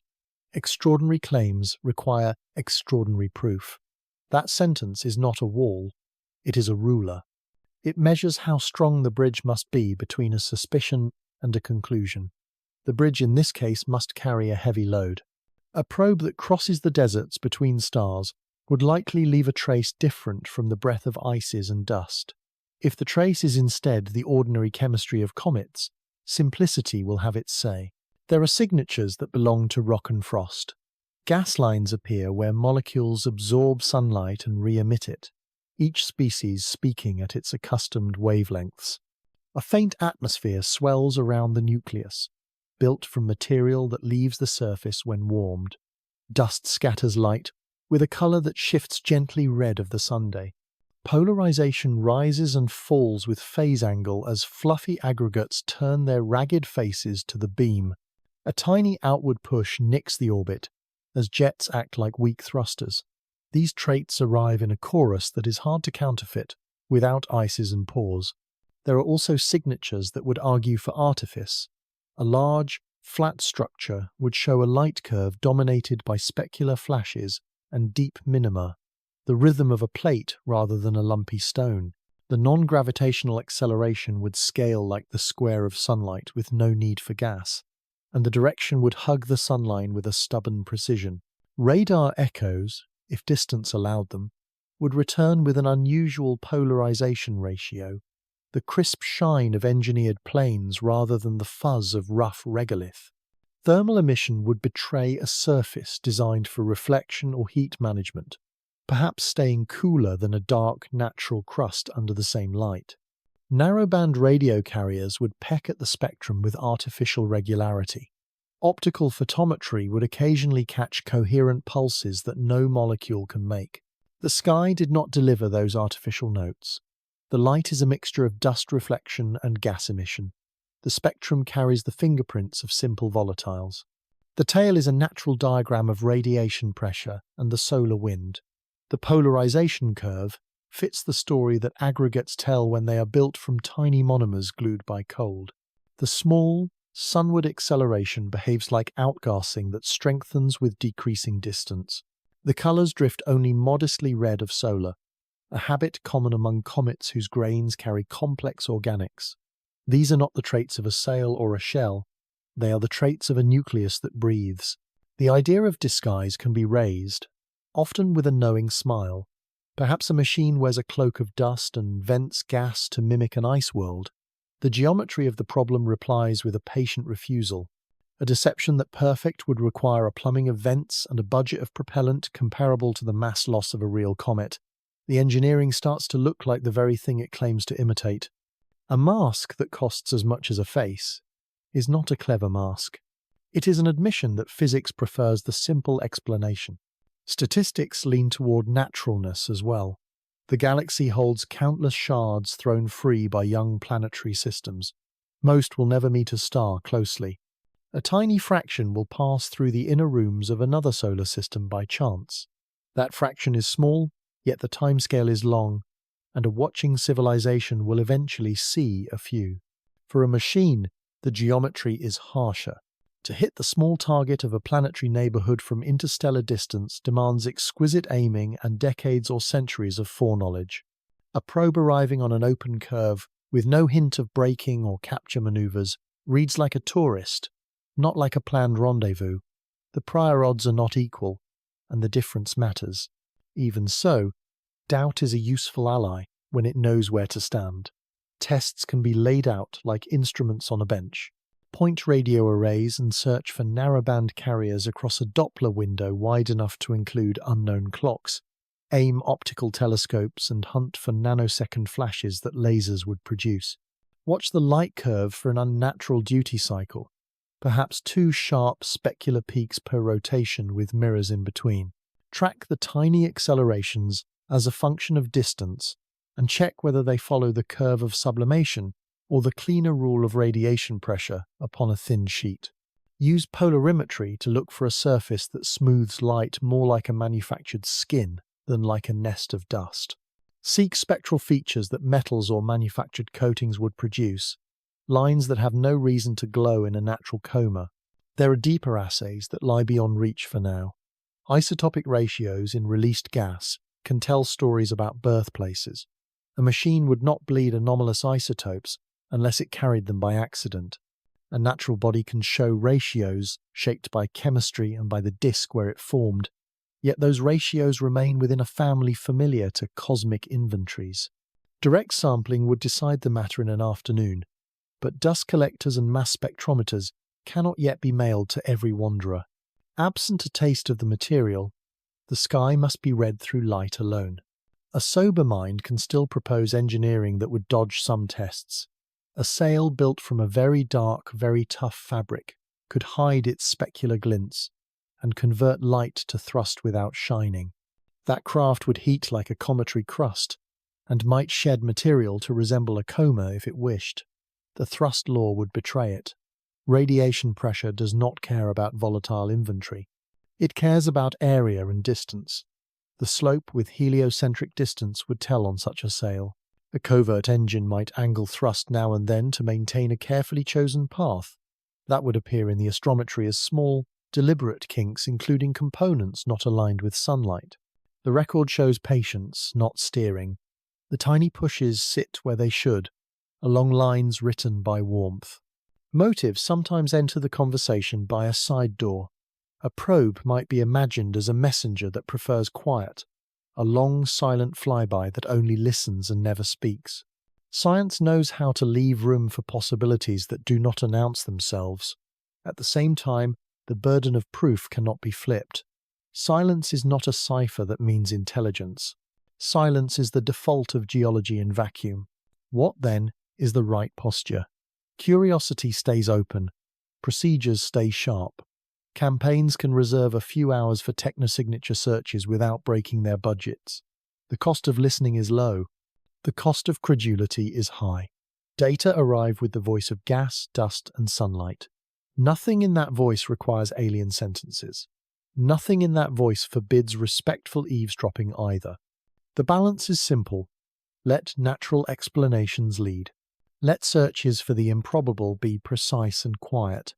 Let conclusions wait until the light forces a choice. Prior examples help not because they decide this case, but because they teach humility. One earlier interstellar visitor puzzled researchers with a non-gravitational push that sparked ideas about light sails, then found a home in models that used trapped volatiles and unusual shapes. Another looked textbook natural from the start. The category contains variety. Variety does not hand the category to engineering. A useful metaphor sits at the edge of the mind. A beach receives driftwood and bottles, shells and seed pods. Most are exactly what they look like. One could still scan the horizon with binoculars for a mast. That vigilance harms nothing. The inventory of the tide line should be made with care and joy. The bottle with a message will reveal itself by letters, not by seaweed. The visitor before the instruments now carries the familiar breath of chemistry and the measured manners of sublimation. The data trace a small world that answers heat with vapor and light with glow. If a machine hides behind that performance, it hides with a skill that seems unnecessary when nature can produce the same play. The better lesson is quieter. The universe is generous with phenomena that are both beautiful and explainable. Awe does not need a conspiracy. It needs patience that hears what physics is already saying. Every planetary system begins as a flat storm. Dust and gas curl into a glowing disk, and temperature declines with distance from the young star, like the slow fade of a campfire. Within that gradient lie invisible borders where certain molecules prefer to be solid. These borders are the snow lines, and they are cartographers of fate. Water draws a line in the warm inner reaches. Carbon dioxide draws another in the cooler mids. Carbon monoxide draws yet another in the far cold. A small world inherits its chemistry from the neighborhood framed by these lines, and then it sails for ages with that inheritance sealed under darkness. A nucleus that breathes carbon dioxide early, while water hesitates, points to a birthplace where carbon dioxide ice was abundant and easy to trap. That points toward territory just beyond the carbon dioxide snow line, a belt cool enough to freeze carbon dioxide but not so cold that every volatile becomes equal. There, grains of silicate and carbon carried mantles of carbon dioxide that condensed out of gas and also grew by reactions on grain surfaces. CO meeting OH on a frosted substrate can become CO2 with surprising efficiency when ultraviolet light and cosmic rays write chemistry into the ice. Flakes collided and stuck. Pebbles grew, and pebbles drifted toward the star. At pressure bumps and vortices, they piled into dunes. In those dunes, meter-scale bodies assembled, then kilometer-scale. The recipe was simple, but the oven heat was specific. The result was a stone-dark sponge shot through with carbon dioxide reservoirs and with water tucked deeper or hidden behind an insulating skin. The exact addresses of snow lines are not fixed. A young star shines brighter than it will as an adult, pushing the thermal fronts outward. Later it dims, and the fronts retreat. Accretion flares heat the inner disk suddenly and briefly, while shadows cast by warps and infant planets create cool lanes further out. A body can form while these fronts are in motion, capturing a timestamp written in stratified ice. If it assembled during a warm episode, water might be partly mobile and prone to reconsolidate below a sintered crust, while carbon dioxide, condensing later as temperatures fell again, would occupy fresher, more porous layers with clearer paths to space. That layering would explain why carbon dioxide streams when sunlight first arrives, while water waits for deeper heat. Star type carves its own signature into birth lines. Around a small red star, the entire disk is dimmer. All the snow lines pull inward. Around a hotter star, they push outward. In a quiet red system, a carbon dioxide-rich zone may sit only a handful of astronomical units from the primary. In a brighter system, the same chemistry lives farther from the center. Flares and high-energy photons complicate the picture. A restless red star can flood its disk with ultraviolet bursts that break simple molecules and encourage recombination into complex organics on grain skins. Those organics redden surfaces and create insulating films. A harsher ultraviolet diet favours a crust that blocks heat and stifles water, while leaving narrow channels where volatile carbon dioxide can leak. A calmer, sun-like star writes a softer script, but even there, X-rays and far ultraviolet light drive carbon chemistry on the grains that later become comets. Disk gas itself tells a parallel story. Where carbon to oxygen ratios trend high, carbon-bearing molecules become generous. Where the ratio trends low, oxygen dominates and water ice should rule. A nucleus that vents carbon dioxide with enthusiasm might have grown in a patch of disk fed by material with a carbon to oxygen balance tipped toward carbon, perhaps because inward drifting pebbles sublimated water first and left the gas phase poorer in oxygen inside the waterline, while carbon dioxide and carbon monoxide rode farther before freezing. Pressure traps can exaggerate such gradients. In the lee of a planetary embryo, pebbles collect. Their mantles reflect the last snowline they crossed. Pile carbon dioxide-rich pebbles into such a trap and the planetesimal built there becomes a ledger that tallies that single molecule in thicker strokes. Time in the nursery also matters. If assembly took place quickly, before pebbles lost too much carbon dioxide to episodic heating, the new object would lock in rich outer mantles. If assembly lingered, sublimation and recondensation cycles could migrate carbon dioxide deeper or diffuse it into more uniform layers. The imprint of haste versus patience survives as different porosities and different capillaries feeding the surface. Sunlight later reads those differences like braille. There is room too for the quiet actions of phase. Water in amorphous form traps other gases like guests in a labyrinth. When that water turns crystalline as it warms, the guests are released in a rush. A world that contains such layers will sometimes speak carbon dioxide, as if it had been stored in whispering caverns. The vents that form are not uniform auras, they are reeds. Each reed has a pitch and a strength set by the thickness of roof and the width of throat. The coma then becomes a choir of these small instruments, harmonizing the birth record of a disk at distances where carbon dioxide was captured and water was penned behind glassy gates. Ejection is the last chapter of origin. A body with such chemistry must be thrown free to become a messenger between suns. The likely culprits are young giants rearranging their orbits. Migration inward and outward sweeps resonances through the disk and hurls debris outward. Planet-planet scattering does the same with less ceremony. A binary companion star can add geometry, tilting planes, and amplifying encounters. None of these events need be catastrophic for the small bodies themselves. They act as bouncers at a crowded door, sending out a steady stream of patrons. Each patron carries the smell of the room where it grew up. The complexion of the surface contains hints of that room too. Long stays in cold interstellar space allow cosmic rays to riddle the outermost grains and build long carbon chains and refractory organics. Those coatings deepen blackness and raise the thermal contrast between light and dark patches. They also seal microchannels until heat or stress breaks the seal.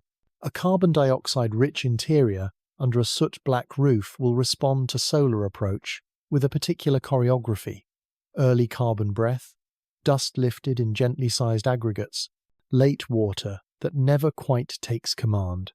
The pattern does not ask for alien physics. It asks for a birth zone and a childhood under a certain lamp. Observational tests sit within reach of that narrative.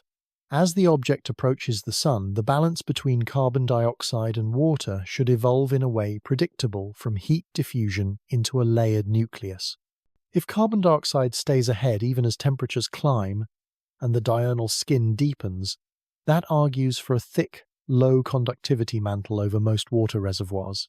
If water surges sharply after a precise distance, that marks the depth where sunlight finally reaches a front. The timing and steepness of that surge can be inverted into a conductivity and a pore geometry. The tail will answer too. Grain sizes will shift if vents switch from carbon dioxide-powered to water-powered. Polarization will tilt with that switch. These are clocks and compasses hidden in light. Isotopic clues would resolve birthplace with even more authority. Deuterium to hydrogen In water whispers of the temperature at which that water was laid down. Carbon and oxygen isotopic ratios in carbon dioxide say something about the larger gas budget of the parent disk. Those measurements are brutally hard from afar, but even rough bounds would sketch a map. A high deuterium fraction would place formation colder or under cosmic ray influence. A solar-like deuterium fraction would imply warmer ice and shorter residence near the waterline. No probe will drink that vapor directly this time, but forward planning can design instruments that nibble at isotopes with telescopes, turning distant breath into a chemistry lesson. A different lever is dynamical. If the inbound direction and speed relative to the local standard of rest align with a population of older, dynamically warmer stars, then the nursery was likely an ancient garden. Such systems tend to form disks with less leftover gas and more time under soft illumination. Snow lines in such disks sit closer in and move differently across the early epochs. Birth inside a compact, slowly accreting disk would emphasize layering and preserve more fragile ices behind stubborn skins.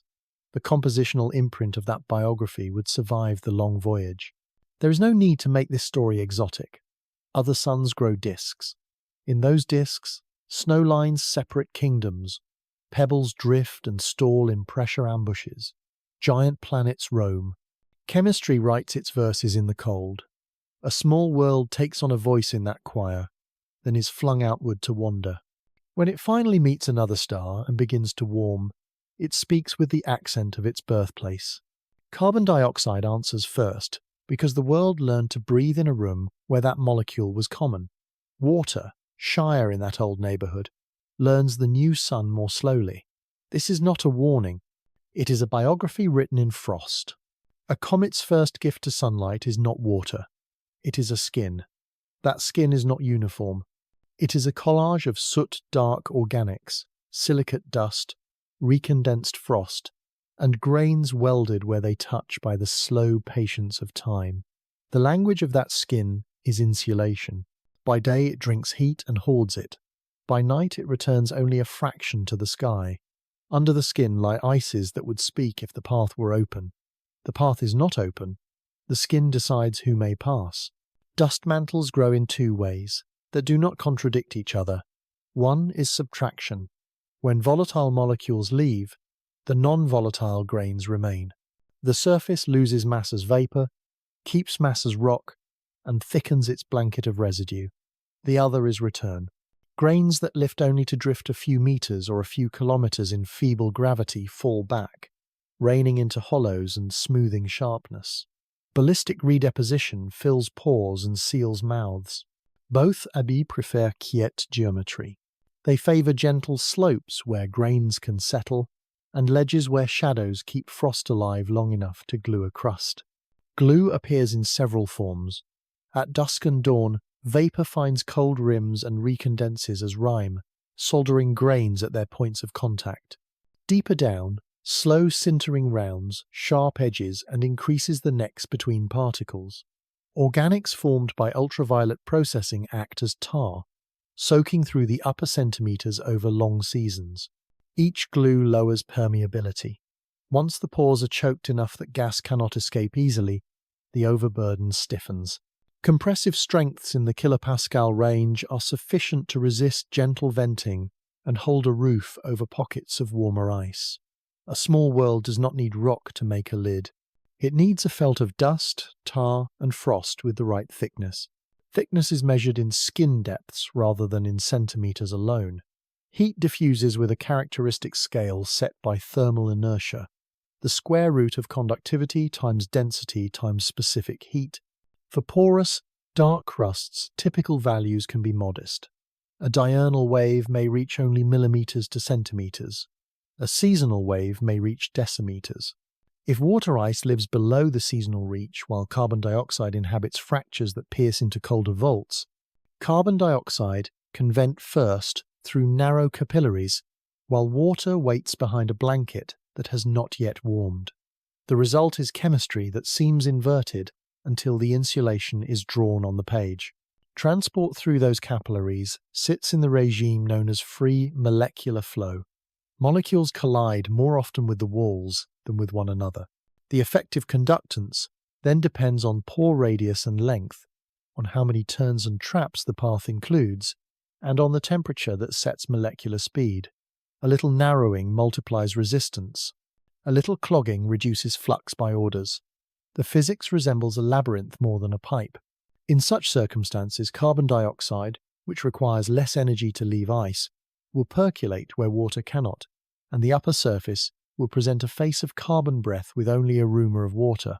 A mantle does more than throttle gas. It shapes light. Dark coatings push albedo downward toward values that make asteroids look pale. Darker surfaces absorb more solar energy.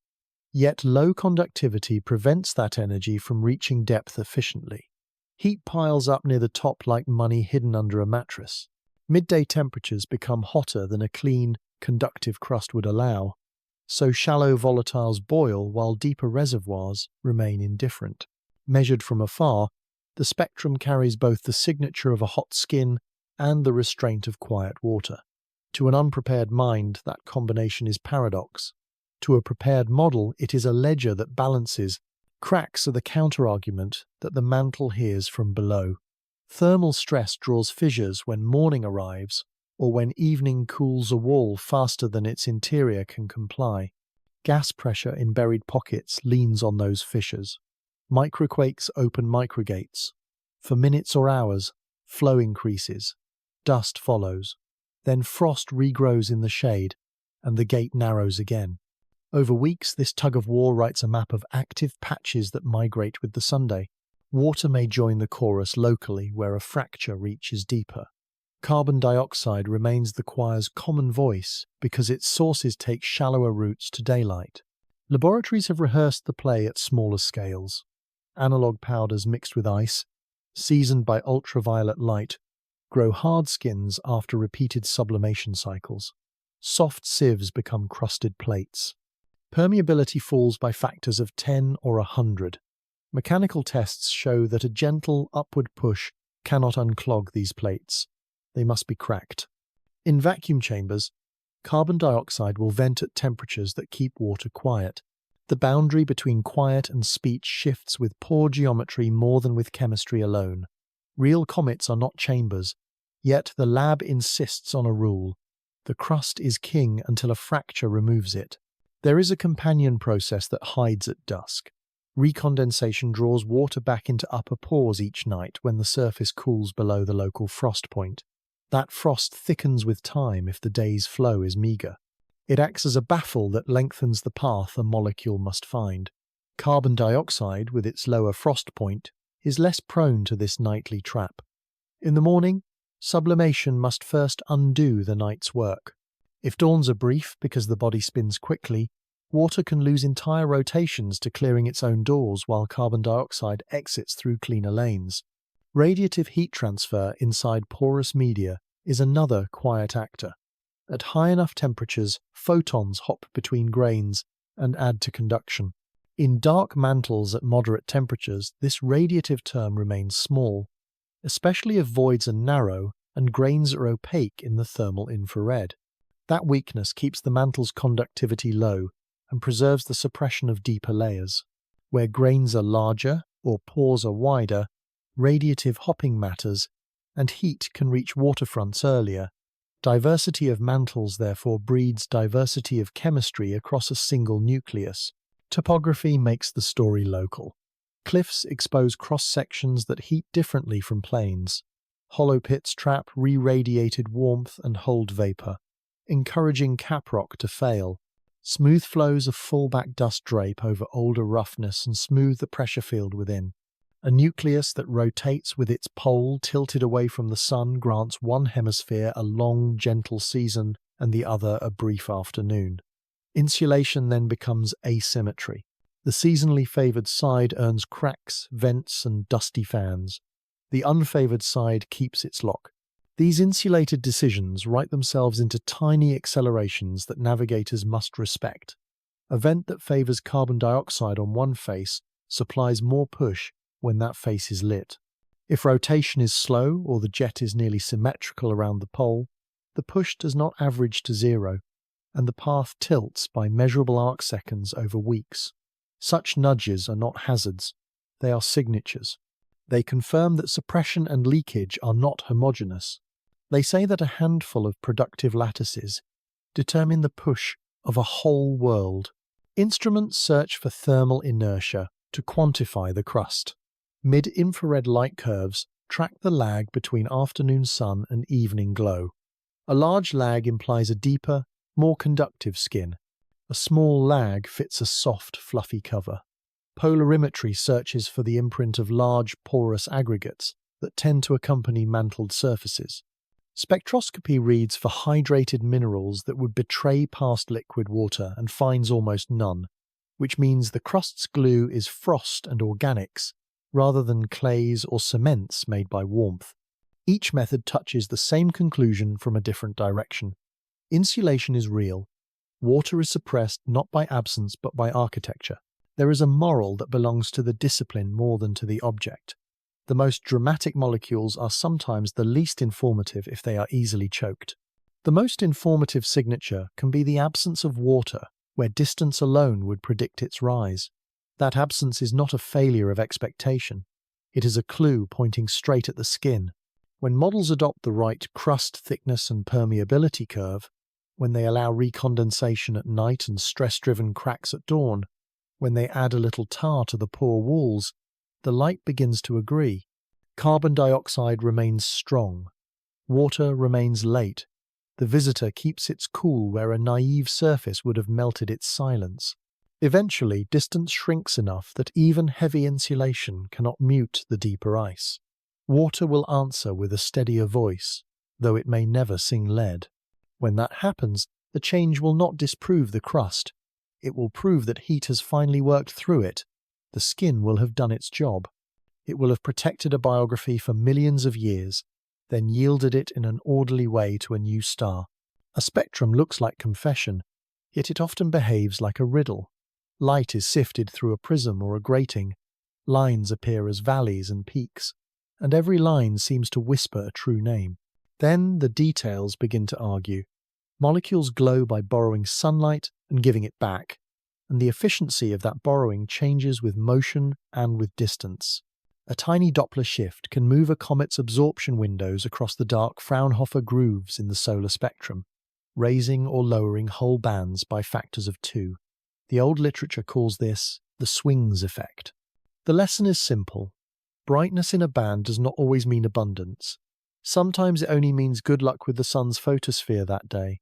Dust complicates the first glance by adding a continuum that is not flat.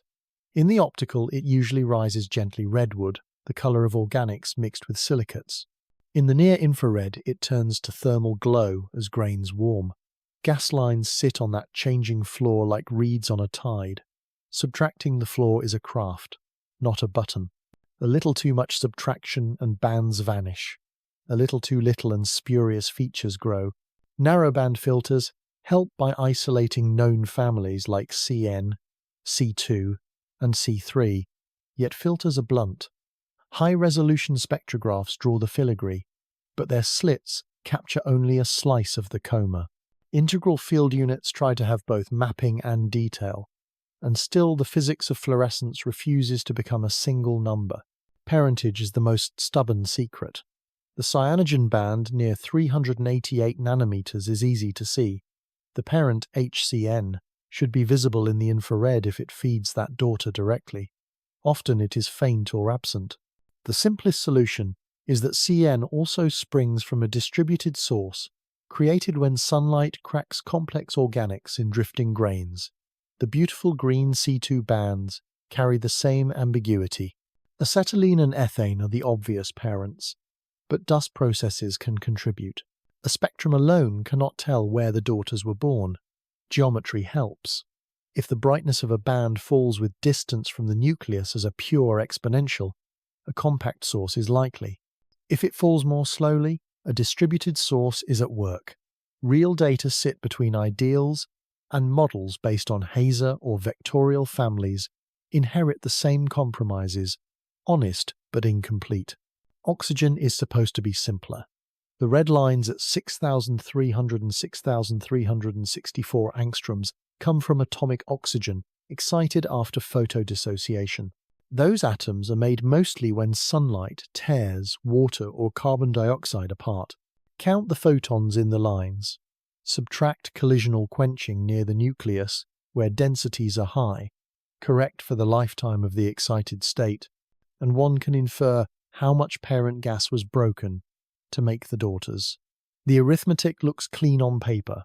In practice, night glow and air glow add terrestrial oxygen lines to the sky, and the correction for quenching needs a coma density that is only roughly known.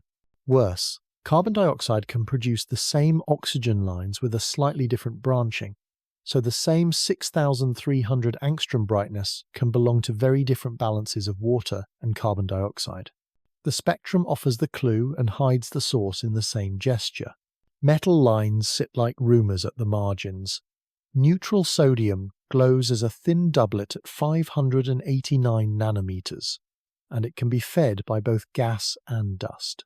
Neutral nickel and iron have been seen in other comets as sprays of weak lines that require high resolution and careful stacking to confirm.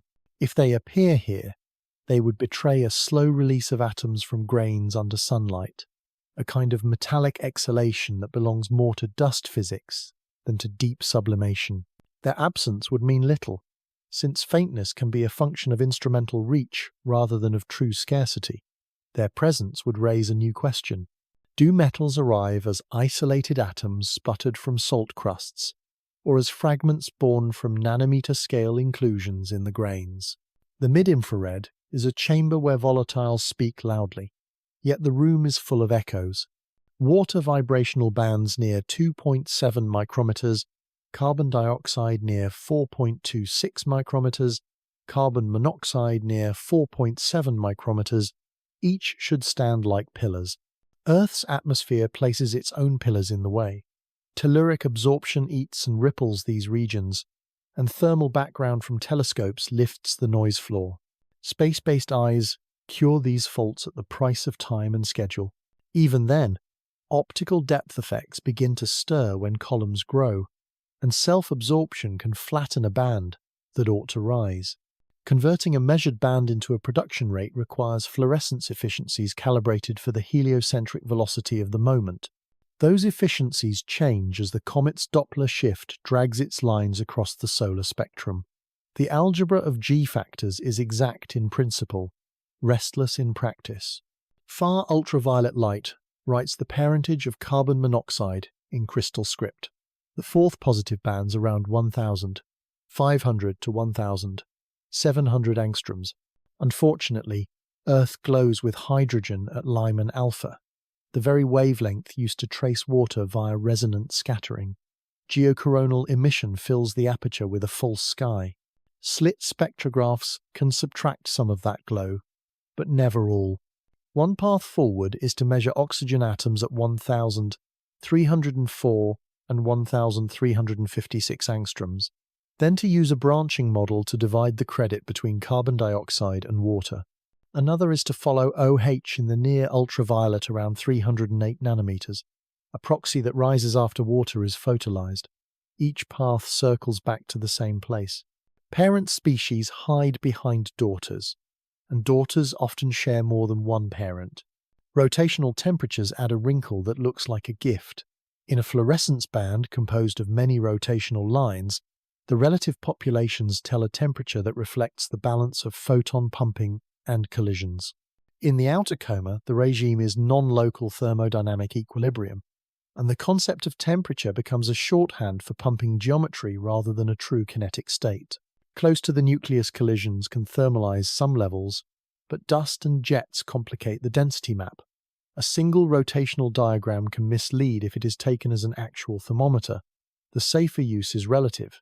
If the inferred temperature changes with distance from the nucleus or with time of day on the comet, geometry has shifted, and activity maps must shift with it. There is a quiet feature that observers chase in reflective light. The 3.4 micrometer band from CH stretches in aliphatic organics, and a companion near 3.3 micrometers from aromatics. These bands report on the grains rather than on the gases, a census of the macromolecules that coat dust. In some comets, the aliphatic feature is strong, in others the aromatic dominates. The balance gives hints about radiation processing during the long exile between the stars. Unfortunately, thermal continuum from warm grains sits in the same neighbourhood, and removing it without harm is hard. A misstep turns a real band into an artifact or erases a true signature. Even a perfect subtraction would leave an ambiguity. A strong aliphatic band could mean fresher organics or larger, more porous grains that illuminate, that stretch more efficiently. Radio lines carry cleaner parent information because they are collisionally excited, not pumped by photons. Carbon monoxide rotational transitions at 230 and 345 GHz would place the gas production on a sturdy scale, with line widths mapping the outflow speed. The refusal here is one of sensitivity and beam size. A weak producer at several astronomical units spreads its signal thin over an aperture that watches too much sky at once. Interferometers sharpen the view but demand a brightness that a modest comet cannot always provide. Non-detections sit beside tentative detections, and the ledger stays ambiguous. Closer in, collisions inside the inner few thousand kilometers can quench forbidden lines and alter daughter pathways. That change is not catastrophic to interpretation, but it asks for a proper coma model rather than a back of the envelope. Fluorescence efficiencies for CN and C2 depend on line overlap with solar features, and those overlaps depend on heliocentric velocity that changes week by week. Sodium can be released thermally from dust or chemically from salts that see an abrupt threshold near a certain temperature. Each of these small truths has the same moral. A single spectrum taken on a single night does not tell a fixed story. The spectra must be read like diary entries written in different light. There are tests that can pull threads from this knot. Time-resolved spectroscopy separates rotation-driven jets from global shifts, revealing whether a band pulses with the day on the nucleus. Spatially resolved spectra along the tail can discriminate between compact and distributed sources by watching how a band fades with distance. Correlations across wavelengths, for example CN with the green C2 bands, can be weighed against expectations from known parent mixtures. Oxygen line ratios can be modelled with quenching to apportion blame between water and carbon dioxide. The ultraviolet can be paired with the infrared, so that CO and CO2 are captured without leaning too hard on a single window cursed by Earth's air. What remains withheld is not a secret in the theatrical sense. It is a remainder in an equation, a space where models overlap and data fall between. Parentage that will not declare itself unambiguously, isotopic ratios that hide below thresholds, metal lines that hover at the edge of belief. All of these are not failures. They are the texture of an honest measurement made at long distance of a small, dark world. The spectrum speaks loudly, then lowers its voice at the most interesting syllables. The task is patience. The answer will come from accumulation, from a mosaic of nights and instruments that narrow the corridors where doubt can live, until what was a riddle becomes a biography, written in light. The world adjusted its instruments the way an orchestra tunes before a long score.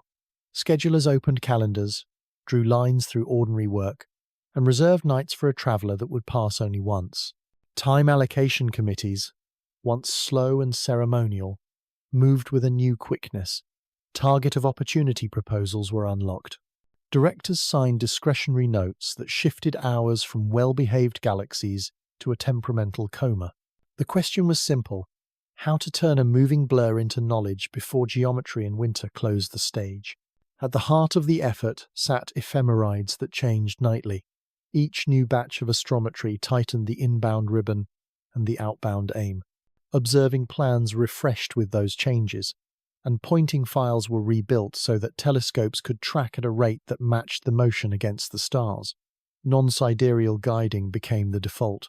Exposure times, once set by magnitude alone, were capped by smear. Trail losses turned into a tangible limit, not a footnote. Teams learned to lean on rapid sequences, Many short integrations stacked and registered on the comet rather than on the sky, an inversion of the usual stellar habit. Around the planet, large mirrors took their places like principal strings.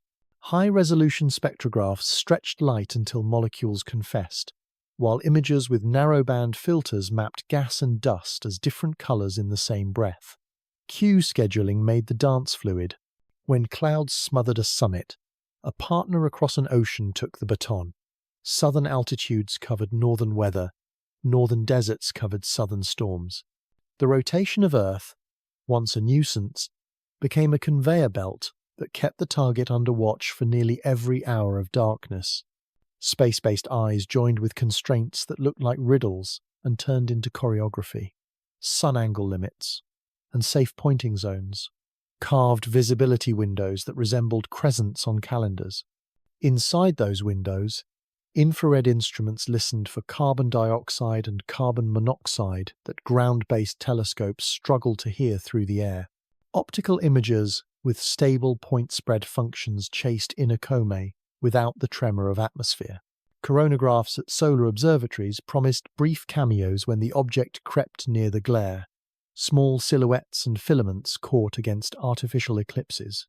The whole campaign learned to breathe with these alternating windows of presence and absence, like tides in a narrow bay. Heliophysics missions joined as quiet allies.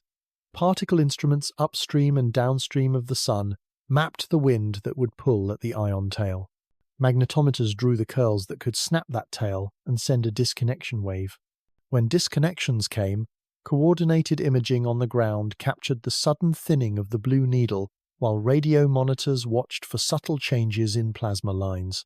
A comet is not a weather station, yet it can flag the passage of invisible weather better than most fixed beacons. That recognition made the campaign interdisciplinary by necessity rather than by ambition. Radio and millimeter arrays tried to lift the faint breath of parent gases above the noise of cold sky. Interferometers narrowed beams until inner comae filled a meaningful fraction of the field. The price was sensitivity. The reward was spatial structure, in lines that carry the unambiguous signature of true parents rather than daughters and grandchildren. Where detection was not generous, upper limits still taught. They fenced the problem, forced models to keep carbon dioxide strong and water modest within quoted bounds, and shamed exuberant theories back into the discipline of numbers. Polarimeters, often neglected in glamorous campaigns, took their turn. By measuring how light remembered its last scattering, they teased grain architecture from glow. Coordinated series at matched phase angles let the team separate intrinsic changes from pure geometry. A ladder of phase covered by different observatories became a kind of tomography in angle space. The result was a map of how porous snowflake aggregates and compact fragments mixed and migrated as activity waxed and waned. That map told on the nucleus without ever seeing it, the way a breeze tells on the shape of a door by the sound it makes as it passes through the house. The smallest telescopes offered stamina that giants cannot match. Amateur networks, disciplined by long practice, adopted standard filters and apertures. They reported nightly in common formats with careful error bars. Their cadence saw ripples and stalls that large facilities, squeezed by demand, would miss. When a surge appeared in their photometry, big mirrors pivoted to catch the spectrum of a jet in mid-soliloquy. When brightness flattened before a conjunction, the small instruments provided continuity that preserved context for the re-emergence. In data rooms across continents, plots grew dense with points from backyards and deserts. The humility of crowdsourced patience braided into the grand effort. Data itself became a logistics problem worthy of its own plan. Pipelines applied bias, dark, and flat corrections, then did what comet work demands specifically. They performed photometry in apertures that grew with geocentric distance to maintain physical scale. They subtracted sky in annuli that avoided the tail. They corrected for seeing so that inner slopes could be compared night to night without sleight of hand. Spectral reductions tracked changing Doppler shifts so that fluorescence efficiencies were not misapplied. All of it flowed to public repositories with timestamps and metadata. The aim was not secrecy but speed. A community that shares quickly learns quickly. Occultation specialists hunted paths where the coma would clip a star. Predictions, refined by fresh astrometry, traced thin lines across oceans and farms. Portable rigs were shipped and tested. A single high-cadence light curve across the inner few kilometers could carve a bound on nucleus size much tighter than images could offer at that distance. Many attempts would fail simply because geometry is a strict master. One success would justify the miles. The discipline kept its kit ready and its checklists short. Planning for perihelion and the weeks around it resembled planning for an eclipse. Before the glare, an intensive block focused on the chemistry of approach, on the rise of carbon dioxide and the hesitant step of water, on the growth of the dust tail as radiation pressure reoriented the stream. During the glare, coronagraphs and radio arrays held the line. After the glare, attention shifted to fading gas, to dust that settled into a thinner ribbon, to the late appearance of water, if the mantle had finally yielded. Time series took priority over single spectacular frames. In the outbound leg, rotation periods could be nailed down with less interference from outbursts. Non-gravitational accelerations could be measured with smaller residuals. Even modest telescopes could press useful work from a cleaner coma. Constraints that sound bureaucratic mattered as much as physics. Spacecraft safing zones near bright planets could veto certain pointings. Guide star catalogues had to be combed for fields that offered stable tracking at high rates. Rate limits on moving targets were respected to avoid smearing that software could not rescue. Twilight rules on the ground protected eyes from careless sweeps near the Sunday. The campaign looked glamorous, only at the end of a long chain of unglamorous decisions that let fragile instruments operate well within their comfort. The most daring plans imagined simultaneous coverage across bands. A gas outburst caught in the infrared on a space telescope would be paired, minutes later, with optical spectra from a mountaintop and with polarization changes from a smaller companion. Alerts flowed through channels that had once been built for supernovae and gravitational wave counterparts. Those channels carried comet times just as well. A new transient, here in the modest sense of a cometary spurt, could be treated with the same urgency as a flash on the edge of a galaxy, not because danger demanded it, but because chance was fleeting. Calibration, a word that rarely earns poetry, became a shared oath. Teams cross-checked photometric 0 points on field stars, matched band passes across instruments, and agreed on standard apertures to convert AFRO into numbers that could travel. Spectroscopists reconciled G-factors and telluric corrections. Radio observers conferred on beam filling and main beam efficiency. The campaign refused to let units and conventions turn collaboration into parallel monologues. In the end, the watch succeeded by remembering that a single comet is not only a subject, but a rehearsal. Procedures refined here will live in the next alert, and the next. Cues that learn to bend will bend more gracefully when the sky offers a rarer apparition. Software that handles moving targets without complaint will serve for asteroids that matter to planetary defense. The citizen networks that grew during this season will remain nimble for meteor storms and lunar impacts. A global watch is not a sprint. It is a muscle built by many small, well-kept promises to show up when the sky cools. Night by night the archive thickened, a score written in wavelengths and timestamps. There was no anthem of fear hidden in those notes, only the steady music of attention. The campaign shifted gears not to outrun a threat, but to keep pace with a messenger. The cadence it found was the cadence that modern astronomy offers at its best.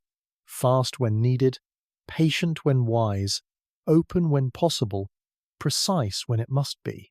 A small body crossed the inner system, and an entire planet answered with instruments instead of alarms. Imagine the ledger turns against the planet. A handful of positions on the sky, then hundreds more, compress into an orbit that intersects Earth. The math does not raise its voice. It simply returns a small but non-zero impact probability. At that moment the playbook opens. There is no room for omen or spectacle. There is only geometry, time, and the quiet discipline of response. First, the numbers must harden. Independent teams recompute the orbit with fresh astrometry. The cloud of uncertainty, drawn as an ellipse on the so-called B-plane perpendicular to the incoming path, is marched forward by covariance. Keyholes are mapped on that plane, tiny slots where a prior passage near a planet could aim a future return at Earth. If the ellipse threads a keyhole, attention spikes. If the ellipse already overlaps Earth, attention becomes action. Monte Carlo swarms of virtual bodies are flown through the solar system model, each with slightly different initial states and non-gravitational terms. The fraction that strikes the planet refines probability. The risk is translated into scales built to be public as well as technical, a color on a simple ladder for headlines, a logarithmic index for professionals. Next, cadence intensifies. Follow-up telescopes expand the arc of observation so that uncertainties shrink. Astrometry is gathered from many longitudes to remove daily gaps.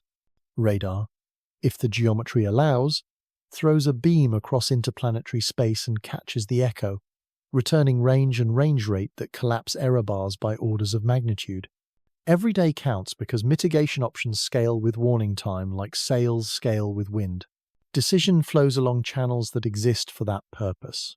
Alert networks coordinate messages so that astronomers, agencies, and civil authorities share the same numbers. Policy groups meet with engineers and ask the ugliest question physics allows. How big is it? What is it made of? How fast is it coming?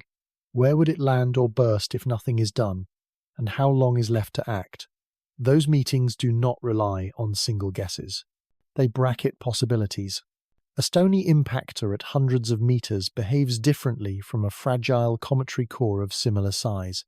A shallow entry along a long path through the air is not the same as a steep dive into ocean. The answers are not definitive. They are ranges, and each range implies a different branch of the tree.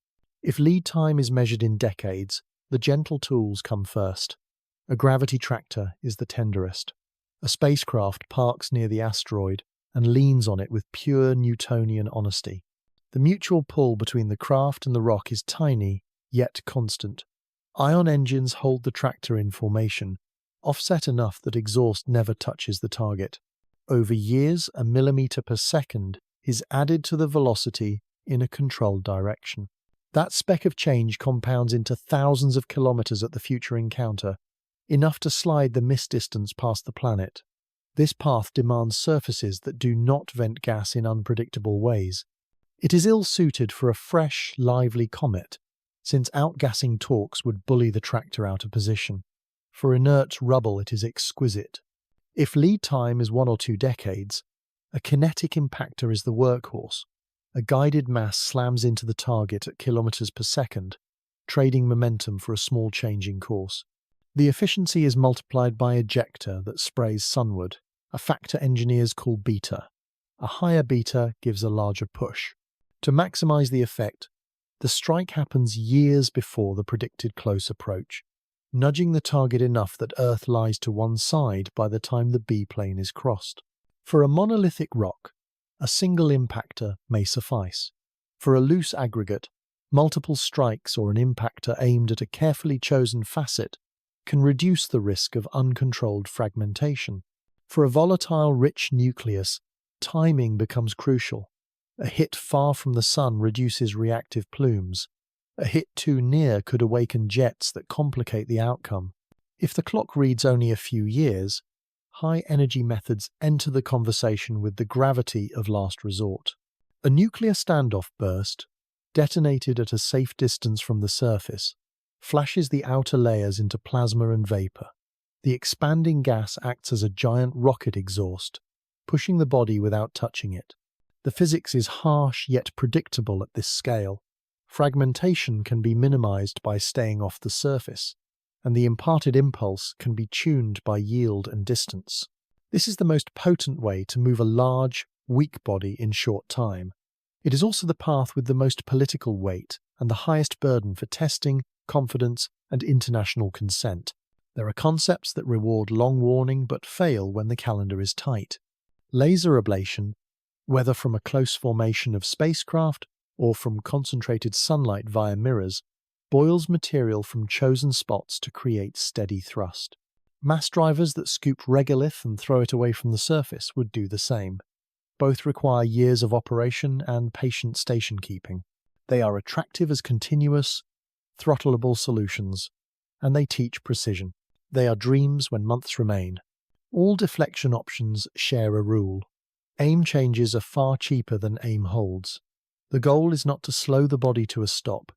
The goal is to change its arrival at the crossing point by a few minutes. Early, tiny nudges translate to grand misses later. The earlier the intervention, the smaller the push. The later the intervention, the larger the push, and the more fragile the calculations amid non-linearities and jetting.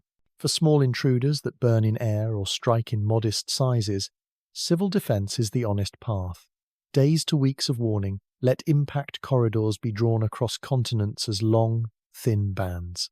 Inside those bands, emergency managers can clear target zones if an impact point stabilizes, or recommend shelter for airbursts.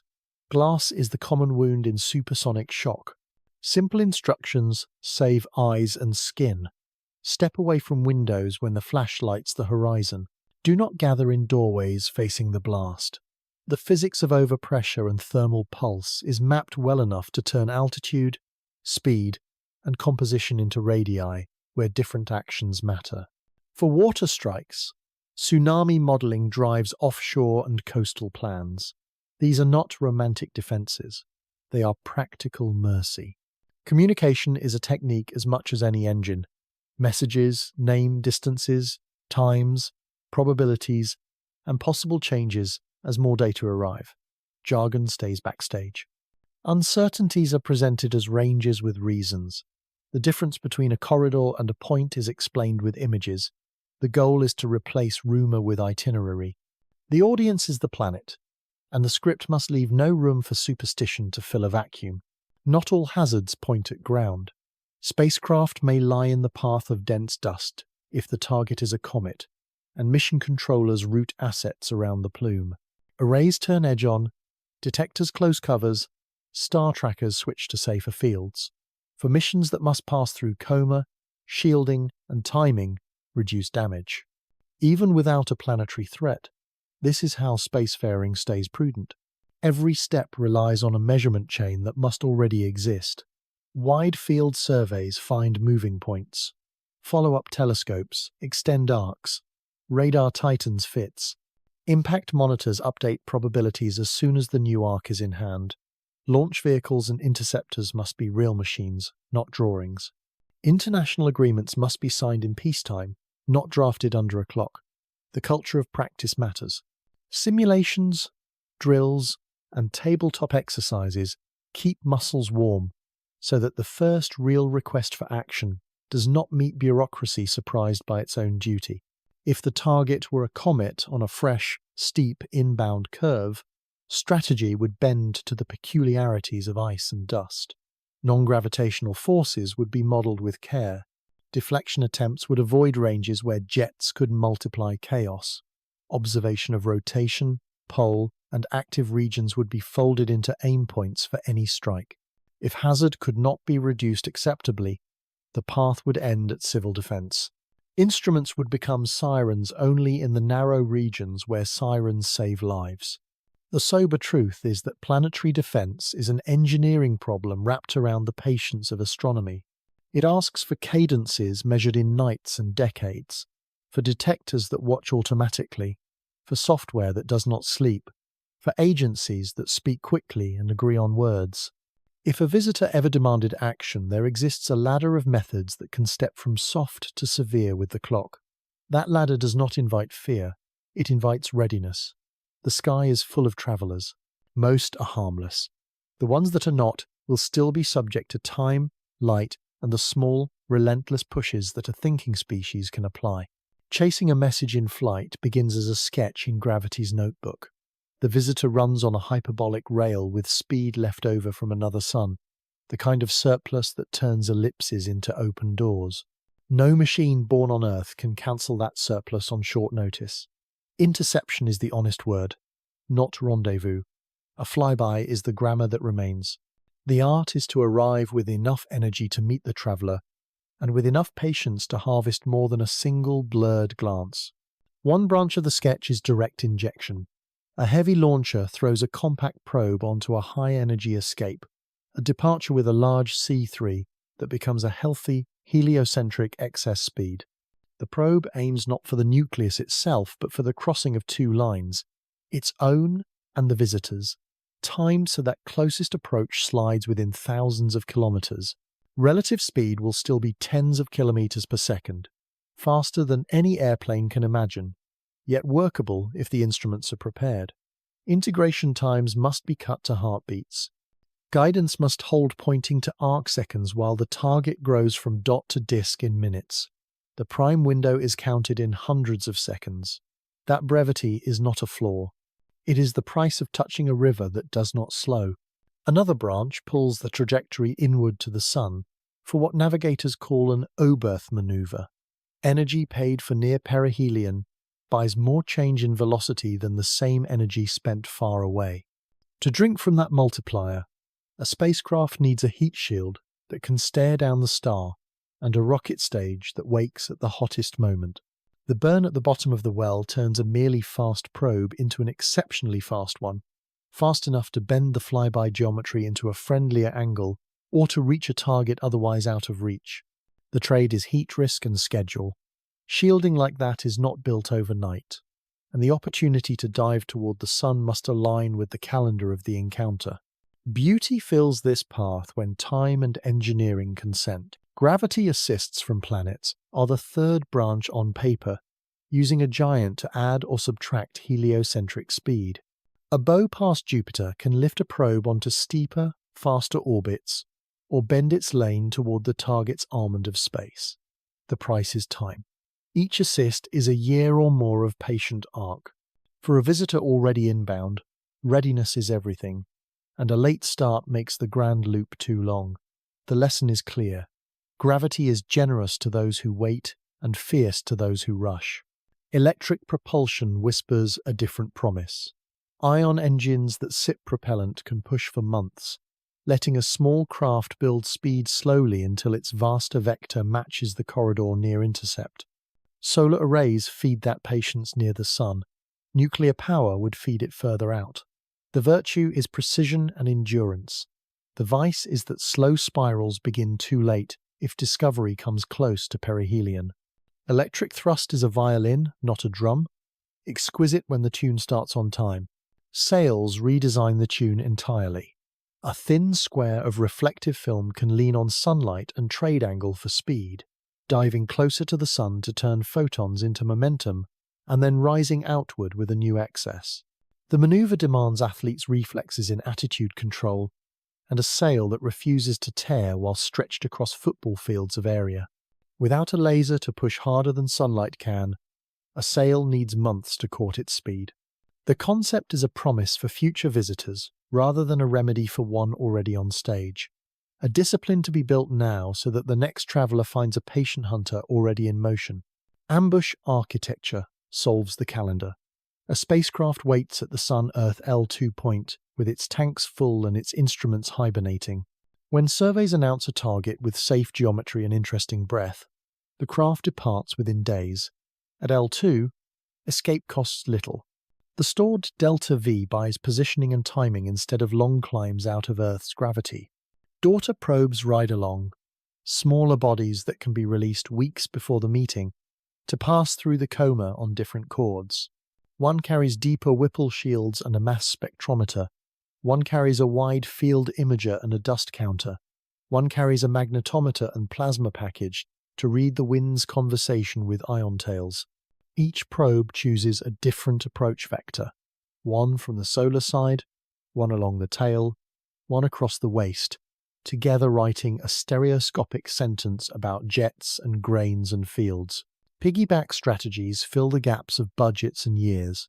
A small interceptor can ride to orbit as a secondary payload on a routine launch, then light a compact solid motor to break free of cislunar comfort.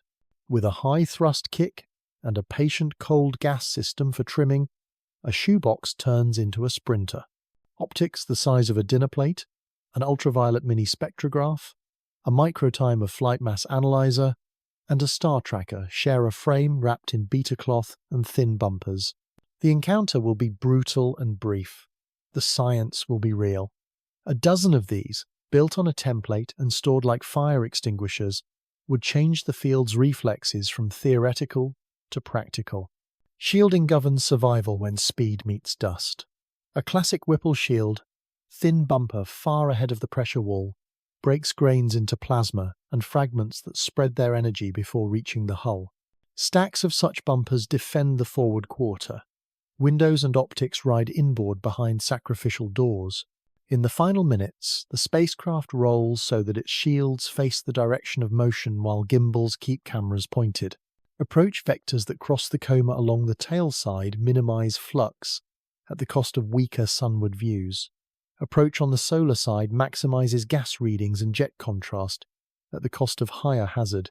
The choice becomes a geometry of courage, negotiated by dust models and the health of the mission's spine. Instruments must be fast and disciplined. A narrow-angle camera with a rapid shutter reads relief on the nucleus, if the nucleus peeks through its haze, while a wide-angle mapper sets the context and hunts for jets in profile. A near-infrared spectrograph measures volatiles and the temperatures of grains. A far ultraviolet channel watches for OH and oxygen lines that sketch water and carbon dioxide by their daughters. A dust analyzer converts impacts into mass spectra, as microseconds of plasma write elemental fingerprints. A magnetometer on a boom reads field drapery, and a plasma instrument catches pickup ions that trace how molecules surrender electrons to the solar wind. Every sensor serves a timeline counted in seconds, so every data packet needs time tags with microsecond honesty and a recorder that swallows more than it can send for days. Navigation becomes its own instrument. Optical nav images bracket the visitor's position against background stars, and the flight computer updates course in real time with delta V measured in centimeters per second. Hazard cameras stare ahead for bright clumps. Onboard logic applies, keep out boxes that nudge the aim point a few kilometers without asking Earth for permission. Earth cannot answer that quickly at interplanetary distances. Autonomy is not a luxury. It is the survival instinct of a machine that knows latency. Communication is staged to the rhythm of distance. During encounter, the probe may transmit low-rate housekeeping while locking all bandwidth to storage. After encounter, the safe side opens high-gain antennas and pours the archive toward the big dishes. If geometry is poor, a relay daughter can serve as a courier, passing within safer distance and then turning its larger antenna toward home. Nothing global depends on a single downlink. Redundancy is designed, not hoped for. There is a fourth branch hidden in budgets rather than in equations, a civilizational habit of being ready to learn quickly. If surveys can classify a hyperbolic mover within days, if an ambush craft waits with cryogens tended or storable propellants at the ready, if small interceptors can be ordered out of a warehouse where they sleep like seeds, then a society converts surprise into curriculum. The reward is not only pictures and spectra, it is the calibration of models that predict where snow lines sit in disks around other suns, the validation of how porous mantles choke and crack, the measurement of isotopic balances that speak of temperatures long gone. A single flyby, done well, sends ripples through laboratories that will never see the comet itself. Meaning is the last budget to balance, delta V on one side, knowledge on the other. To spend energy to meet a traveller is to acknowledge that the ocean between stars throws gifts onto every shore, and that some gifts deserve to be opened even if the tide is already pulling them away. Chasing a message in flight is not a boast about speed. It is a confession that curiosity is a force engine enough to move steel. If missions learn to pounce with grace, the next interstellar visitor will not pass as a rumour. It will become a page read in bright daylight while it is still warm. The tools to do that exist in sketches and in storerooms. The decision is whether to make readiness an instinct rather than a plan. Windows open in astronomy without hinges. They are cut by angles that join sun, object, and Earth. by air that dims with slant path, by a planet that turns and refuses to hold still. For a fast traveller, these windows become a calendar of chance, pre-dawn arcs where elongation is merciful, twilight corridors where low altitude squeezes the dynamic range of cameras, midnight plateaus when phase angle is kind to gas and unkind to dust. Schedulers read this calendar like farmers reading a sky. They plant exposures in the dark loam of long nights. They harvest when geometry ripens. Some windows belong to glare. Near the sun, ground-based eyes falter. Spacecraft that wear coronagraphs and wide-field heliospheric images keep watch instead. Their artificial eclipses let faint plumes survive beside the star. The view is brief and sharp. Dust fans flicker against a ring of occulted brilliance. Structures that are invisible at low phase explode into contrast when sunlight arrives from behind the grains, and forward scattering turns the coma into smoke lit from the far side. The flare is physics, not drama. Forward scattering prefers angles near 100 degrees and beyond. It is a simple law that becomes a lantern when the sky provides the right line. Between these bright passages lie the long, careful nights. Here the craft is to hold a moving haze, steady on a detector that wants to track stars. Non-sidereal guiding treats the comet as a friend and the field as a blur. Apertures grow in kilometers rather than arcseconds, so that fluxes can be compared across changing distances. Filters switch from broad to narrow, isolating gases from dust. Photometry favors many short exposures rather than one long pose, so that the target does not smear into insignificance against its own speed. In these nights, the comet is patient light rather than spectacle. The reward is time series that tell of venting and settling, of grains that rise and fall into the statistical tide. Occultations transform windows into rulers. A star, distant and indifferent, drifts behind the coma and sometimes behind the hidden body itself. The technique is simple in outline. Point small telescopes along the predicted path. Record the star at high cadence. Let geometry cut a thin chord through the cloud. Read the dip. The difficulty hides in scales. At visible wavelengths, the Fresnel scale at interplanetary distances is hundreds of meters. That scale softens edges that would otherwise be knives. The shadow races across the ground at tens of kilometers per second. Clocks must be disciplined to GPS. Cameras must read in milliseconds. Many stations miss. One success can redefine a size or a dust column by entire orders. Prediction is a craft of its own. Catalogues place the stars with micro-arc-second honesty. Orbit solutions place the comet with far less romance. The two are married by Monte Carlo. A cloud of possible paths is thrown across the Earth. The corridor drawn from that cloud sends volunteers to deserts and shorelines. A negative result is never wasted. It pinches uncertainty. A positive result is a chord that becomes a diameter when combined with neighbors. The reward can include more than geometry.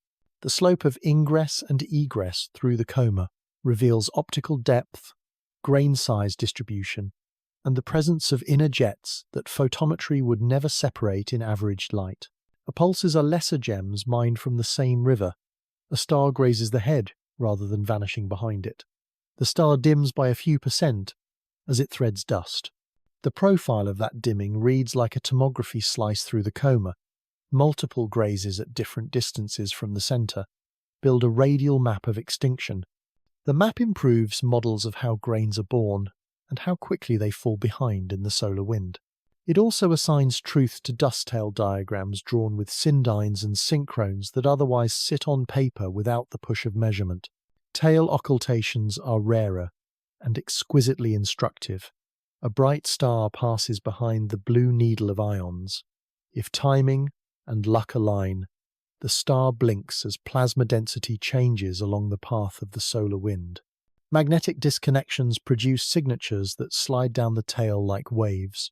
With coordinated magnetometer data in the wind, the blinks become a portrait of the field draped around a moving conductor. Dust does not speak this language. Ions do. The difference is a compass needle for interpreters who love to separate causes. Windows exist in radio and millimeter bands as well. Interferometers carve beams so fine that they see the inner 1,000 kilometers as a world of their own. Rotational lines of carbon monoxide or hydrogen cyanide rise above the cold floor of the sky. A spike in intensity timed against an occultation pins a compact source rather than a distributed one. Pair that with an optical graze across the same region, and the model tightens. Gas and dust share engines, but not always the same exits. Occultations say where the dust was bowled. Radio lines say where parents were born. The two maps overlap imperfectly. In the mismatch lives the story of cracks, cavities, and plumbing. A different kind of window is written in hazard and limit. Spacecraft operators stare at models of dust flux as the visitor passes through the inner system. Grain sizes measured by occultation and by forward scattering define curves of expected encounters at given distances. The curves drive decisions. Point the antenna away from the tail. Close the doors of sensitive spectrometers during minutes predicted to be dirty. Roll so that shields face the oncoming stream. The same numbers reassure when they sit low. A tail can be long and still be thin. Optical depth of a few thousandths sounds like fog to a poet and like comfort to an engineer. Dust itself carries arithmetic that borders on character. The ratio of radiation pressure to solar gravity, the beta of grain dynamics, rises for small particles. High beta grains are launched into arcs that peel away, leaving a curved streamer whose shape is a photograph of the size distribution at birth. Occultations flatter the smallest grains because those grains throw the strongest forward scatter. Infrared thermal slopes flatter the larger ones because they glow longer in fading light. Matching these views is a puzzle the sky loves to set. When it is solved, the nucleus behind the veil reveals how harshly it sifts its own surface. Gentle flow and large aggregates. Needle jets and micron haze. The tail is a ledger of choices made in darkness.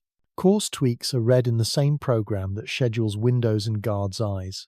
Continuous astrometry finds tiny disobediences to gravity. A small radial acceleration appears as a sunward bias. A small transverse term appears as a drift along track. Occultation chords add an anchor, because a good chord near the head fixes the center better than a blurred photocenter when jets are asymmetric.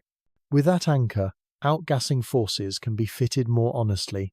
The result is a refined future that tells telescopes where to be when the next star lies in the way, and tells spacecraft when to turn the wrong cheek to dust.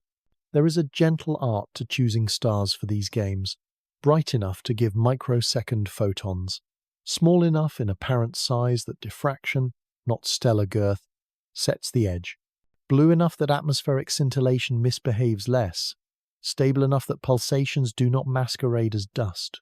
Catalogues built by space missions offer such stars by the tens of millions. Software searches tonight's sky for the few that the comet will touch. A list is emailed. Phones buzz in countryside kitchens and on mountain roads, and rigs packed in plastic cases emerge into chill air beside fence lines and quiet rivers. Windows in the outbound leg feel different from those in approach. The coma thins. Water may finally speak if insulation has yielded. Forward scattering softens. Occultations favor geometry near the core rather than the bloom. Astrometric residuals shrink as jets calm. The numbers allow a last set of chords that have a better chance of nicking the nucleus itself. If they fail, the attempt still writes a paragraph in the log of a global experiment, a document that turns statistics into confidence for future hunts. There is a final window that opens inside the mind of a society that watches together. It is the space between urgency and obsession. Occultations invite quests that travel hundreds of kilometers for seconds of darkness. Dust invites nights of patient stacking for a faint tail that only a trained eye can see. Both are pilgrimages that justify themselves with a single clean dip or a single sharp filament. In the balance of attention, these pilgrimages must not steal from the steady census of near-Earth rocks or the insurance of public warning systems. They must be woven in, not traded for. When woven well, they pay back more than they cost by improving methods that later guard the planet. By the time the traveler slips into longer nights and greater distances, The calendar of windows will be mottled with successes and blanks. Some stars will have vanished on cue, some will have sailed by untroubled. Some coronagraph frames will show a sword of dust cut clean against the corona. Some will show nothing but carefully measured noise. In the ledger, these entries add up to more than a scrapbook. They become limits and laws, choreographies and cautions, a map of how light and matter talk when a small world from another cradle crosses a field of stars. Fear travels faster than photons in a human network.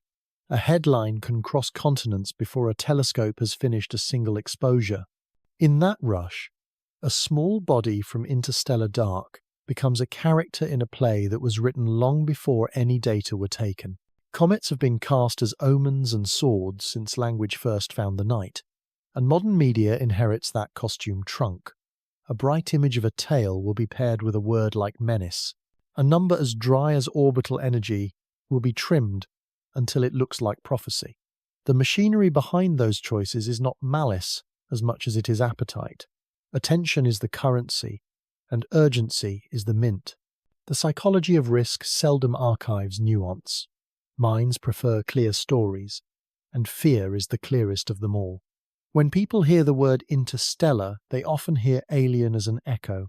When they see a long streak photographed with an exposure that drags faint light into drama, they imagine size where there is only scatter. The availability heuristic makes the recent and the vivid seem common, so a film about impacts can weigh more in memory than a century of safe apparitions. Scope, neglect blunts proportion, so an astronomical unit feels interchangeable with a neighborhood. Dread intensifies when unknowns are present, and an object from beyond the sun qualifies as a grand unknown. The result is a cognitive weather front that cools reason and warms rumour. Journalism is not immune to that weather, yet it does not have to be its host. The best reporters build scaffolding for the public to climb. They write distances with units a person can feel, lunar distances rather than kilometres. Minutes a rock would miss Earth by, rather than orbits in the abstract. They draw the cone of uncertainty, a corridor that widens with time, and they say why the widening is not a failure but an honest confession of what the sky will and will not fix for us. They name who calculated the arc and who checked it. They place quotes from different experts in conversation, not in gladiatorial opposition. They avoid graphics that make every comet look like a fireball skimming rooftops. They prefer scale to spectacle. Scientists who step into that conversation learn a second language while speaking their first. A preprint is not a press release. A tweet is not a paper. A thread that walks through what a number means will be read by thousands who could not pass a spectral atlas if asked. That is not a loss. It is an opportunity to name uncertainty in a way that frees rather than frightens. If a range is wide, they say wide, and explain why more nights shrink it. If a band in a spectrum rises oddly, they point to the swings effect rather than to fantasy chemistry. If a non-gravitational nudge appears, they call it a jet that is small enough to matter in math, and not at all in cities. The value of such speech is not only the data it carries, it is the posture it models, curiosity braided with care. Social networks are accelerants. They can carry a false image with a caption that claims the comet has split like an egg, or that it has turned toward Earth, as if celestial mechanics were a steering wheel. They can also carry a correction that uses the same image with honest context and a link to a live ephemeris that anyone can consult. The difference is timing and tone. Corrections that mock people harden them. Corrections that assume good faith can pry a rumour away from its host. Communities of amateur observers play a quiet role here. They post their own frames, calibrated and humble, with star fields labelled and exposure times named. The ordinariness of those images undermines panic. The faintness of the visitor on a raw frame does more to calm a mind than any argument can do. Fear has a signature vocabulary. Words like killer, threat, chaos migrate from weather reports into space stories as if adjectives were interchangeable. The ethical choice is to reserve strong words for strong cases. Risk is not a switch, it is a scale with labels that should be consistent. A 1 in a million probability is not the same as a coin toss. A planet can host a harmless spectacle and a meaningful warning system at once, but the warning system loses credibility if it is enlisted for theatre. The cure is regular, transparent reporting from institutions that are built for that task. When a system updates an orbit, the update should appear within hours in a place the public can find without subscribing to rumour. There is a pedagogy to pictures. A diagram that shows Earth, the comet, and the Sun with realistic separations is not beautiful, it is honest. It shrinks the comet to a rice grain and stretches the distances until the page cannot contain them. That refusal to lie by compression is a gift. Timelines that show the days when instruments will go blind near conjunction teach patience. Time-lapse sequences that track a faint smear across 2 nights teach humility about brightness. Plots with shaded uncertainty and gentle arrows are not exciting. They are better than exciting, they are trustworthy. Conspiracy is the vine that climbs when empty walls are offered. If data arrive late or arrive in jargon, people who feel excluded will write their own scripts. Some will imagine cover-ups, others will imagine messages hidden in noise. The best remedy is an archive that opens itself. Raw images, catalogues of astrometry, spectroscopic reductions with notes, all posted with the same discipline that the internal team uses, invite the public to share not only conclusions but method. Curated citizen science portals can let non-professionals count jets, trace tail angles, and help plan occultation lines. Participation turns spectators into careful witnesses, and careful witnesses do not feed rumour. Education systems can seed the ground long before any visitor arrives. A classroom that measures the moon's diameter with a coin and a shadow is a classroom that understands parallax. A school that watches a meteor shower from a football field and times the rate with a stopwatch is a school that will not confuse a comet's tail with a beam of harm. Public nights at observatories, where people see a comet for what it truly is, a soft smudge requiring patience, immunize against glossy artwork that promises calamity. The emotion that walks home after such nights is not dread, it is quiet pride in learning to look. Editors hold one more lever, the refusal of false balance.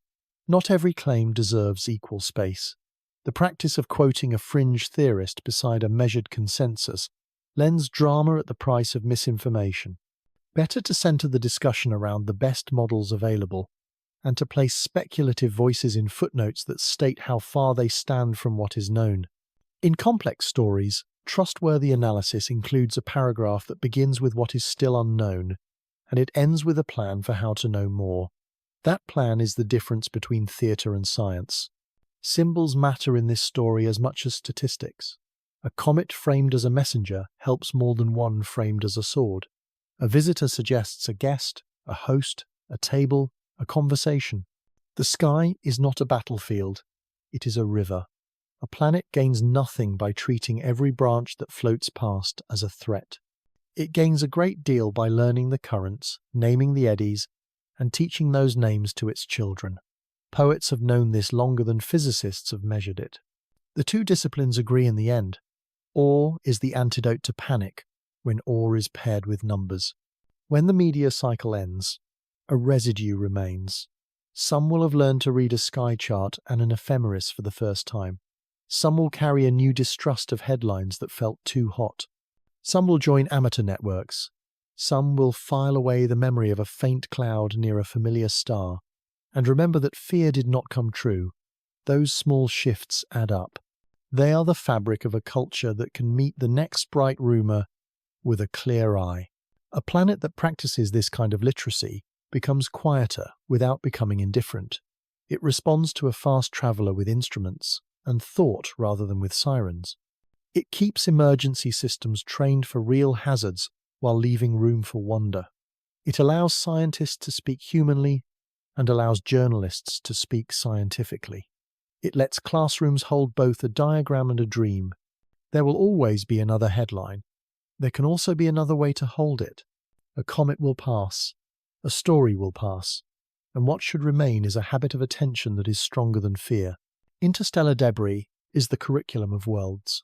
Each small traveler carries a transcript from a classroom that no telescope can visit, stamped with temperatures and pressures, with ratios of ice to rock and carbon to oxygen, with the record of collisions and the quiet edits of radiation. When such a body enters a new star's light, it does not perform, it recites. The lesson begins with composition, because chemistry remembers where it was born. A nucleus rich in carbon dioxide, but slow to release water points to a nursery beyond the line, where carbon dioxide freezes easily and water hides deeper behind an insulating skin. A nucleus that breathes water early implies a crust more porous, or layers assembled closer to a warmer frontier. In these balances of volatile strength, disks around other suns reveal their gradients. Snow lines stop being diagrams and become signatures traced in real vapor. The second lesson lives in structure. Dust that scatters light with the soft hand of fluffy aggregates yet glows in the infrared, like grains larger than smoke, speaks of how planetesimals assembled. If the dominant mechanism in young disks was a streaming instability that corrals pebbles into clumps, then the interior of a small body preserves that architecture as a cathedral of pores. If instead slow coagulation and sintering dominated, the crust will show a laminate of welded grains. Polarization curves, thermal slopes, and dust speeds through a tail are not just optics. They are a tomography of the scaffold that gravity built out of dust. Dynamics adds a third chapter. A hyperbolic path carries energy that never belonged to the Sunday. That energy is a relic of a parent star's motion and of the gentle kick that freed the object. The distribution of inbound velocities across many visitors will, over time, turn into a kinematic map of the Milky Way's debris exchange. A cluster of speeds that lag the local rotation invites the thick disk into the conversation. A spray of wild velocities would hint at halo sources or traumatic ejections. As the sample grows, small bodies become traces of populations usually studied only through stars. Ejection itself is a syllabus on architecture.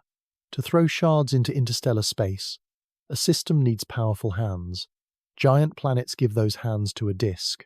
A census of interstellar visitors, folded against the occurrence of giants found by exoplanet surveys, will tell whether scattering is the rule or the exception. If visitors arrive more often than giants are counted, then smaller sculptors must contribute, perhaps chains of super-Earths or binary companions that tilt planes and stir orbits.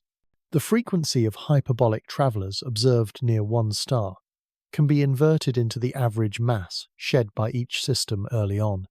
That inversion turns a few points of light into an estimate of how much solid matter circulates between suns during galactic times. Dust tails and gas comae teach the pace of erosion. Radiation pressure sorts grains by size and launches curves that mark the distribution at birth. Ion tails draped by the solar wind record the magnetic weather that the object crosses. Combined, they show how easily a small body sheds memory when it warms, and how quickly a surface hardens into armor when it cools. If similar travelers arrive with similar dust and divergent chemistry, then crust formation must be nearly universal, while interior composition ranges widely. If similar chemistry appears with different dust behavior, then the physics of the skin differs, while the pantry beneath remains familiar. The pairing is a logic table written in light. Every interstellar visitor is also a crash course in time. Cosmic rays and ultraviolet light darken outer layers during long exile. A very dark skin speaks of ages in the quiet between stars. A paler surface implies more recent ejection or more violent resurfacing during passages near other suns. When photometry shows slow brightening and spectrographs see late water, insulation is real and old. When activity wakes early and jets cut the coma with crisp fans, fractures are young. Age becomes an observable, not just a number guessed from context. There is an astrobiological chapter that asks for modesty. Complex organics on grains can be tallied by features near 3.4 micrometers and by gentle red slopes in reflected light. These signatures say that chemistry builds long chains and rings wherever cold dust sees radiation, whether in our system or in others. Interstellar debris traces that chemistry's export network. Rocks and ices do not need to carry cells to matter for life. They need only distribute prebiotic molecules widely so that many worlds begin with richer soils.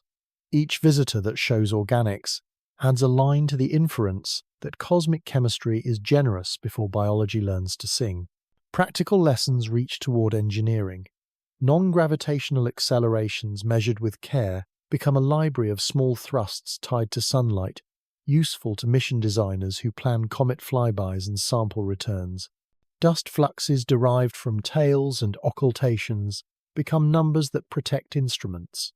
The habit of non-sidereal tracking, the art of stacking many short exposures, the discipline of updating ephemerides nightly, these are not mere procedures. They are muscle memory that carries forward to planetary defense, to asteroid mining, to any work that handles moving targets and thin signals. Interstellar debris motivates readiness without invoking danger. There is also a curriculum in humility. A small body can disagree with expectations without breaking any law. Water can whisper where a model predicted a shout. Carbon dioxide can dominate under a sun that usually makes water loud.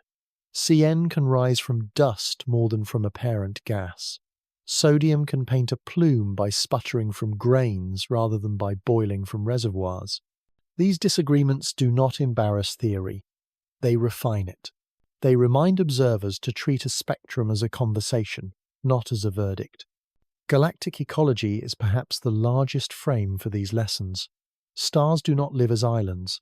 They exchange material through long, slow trades. Young systems throw out billions of shards. Older systems catch a few. Some pieces skim the outskirts of planetary families and leave unchanged. A few graze inner realms and write faint comae in foreign light.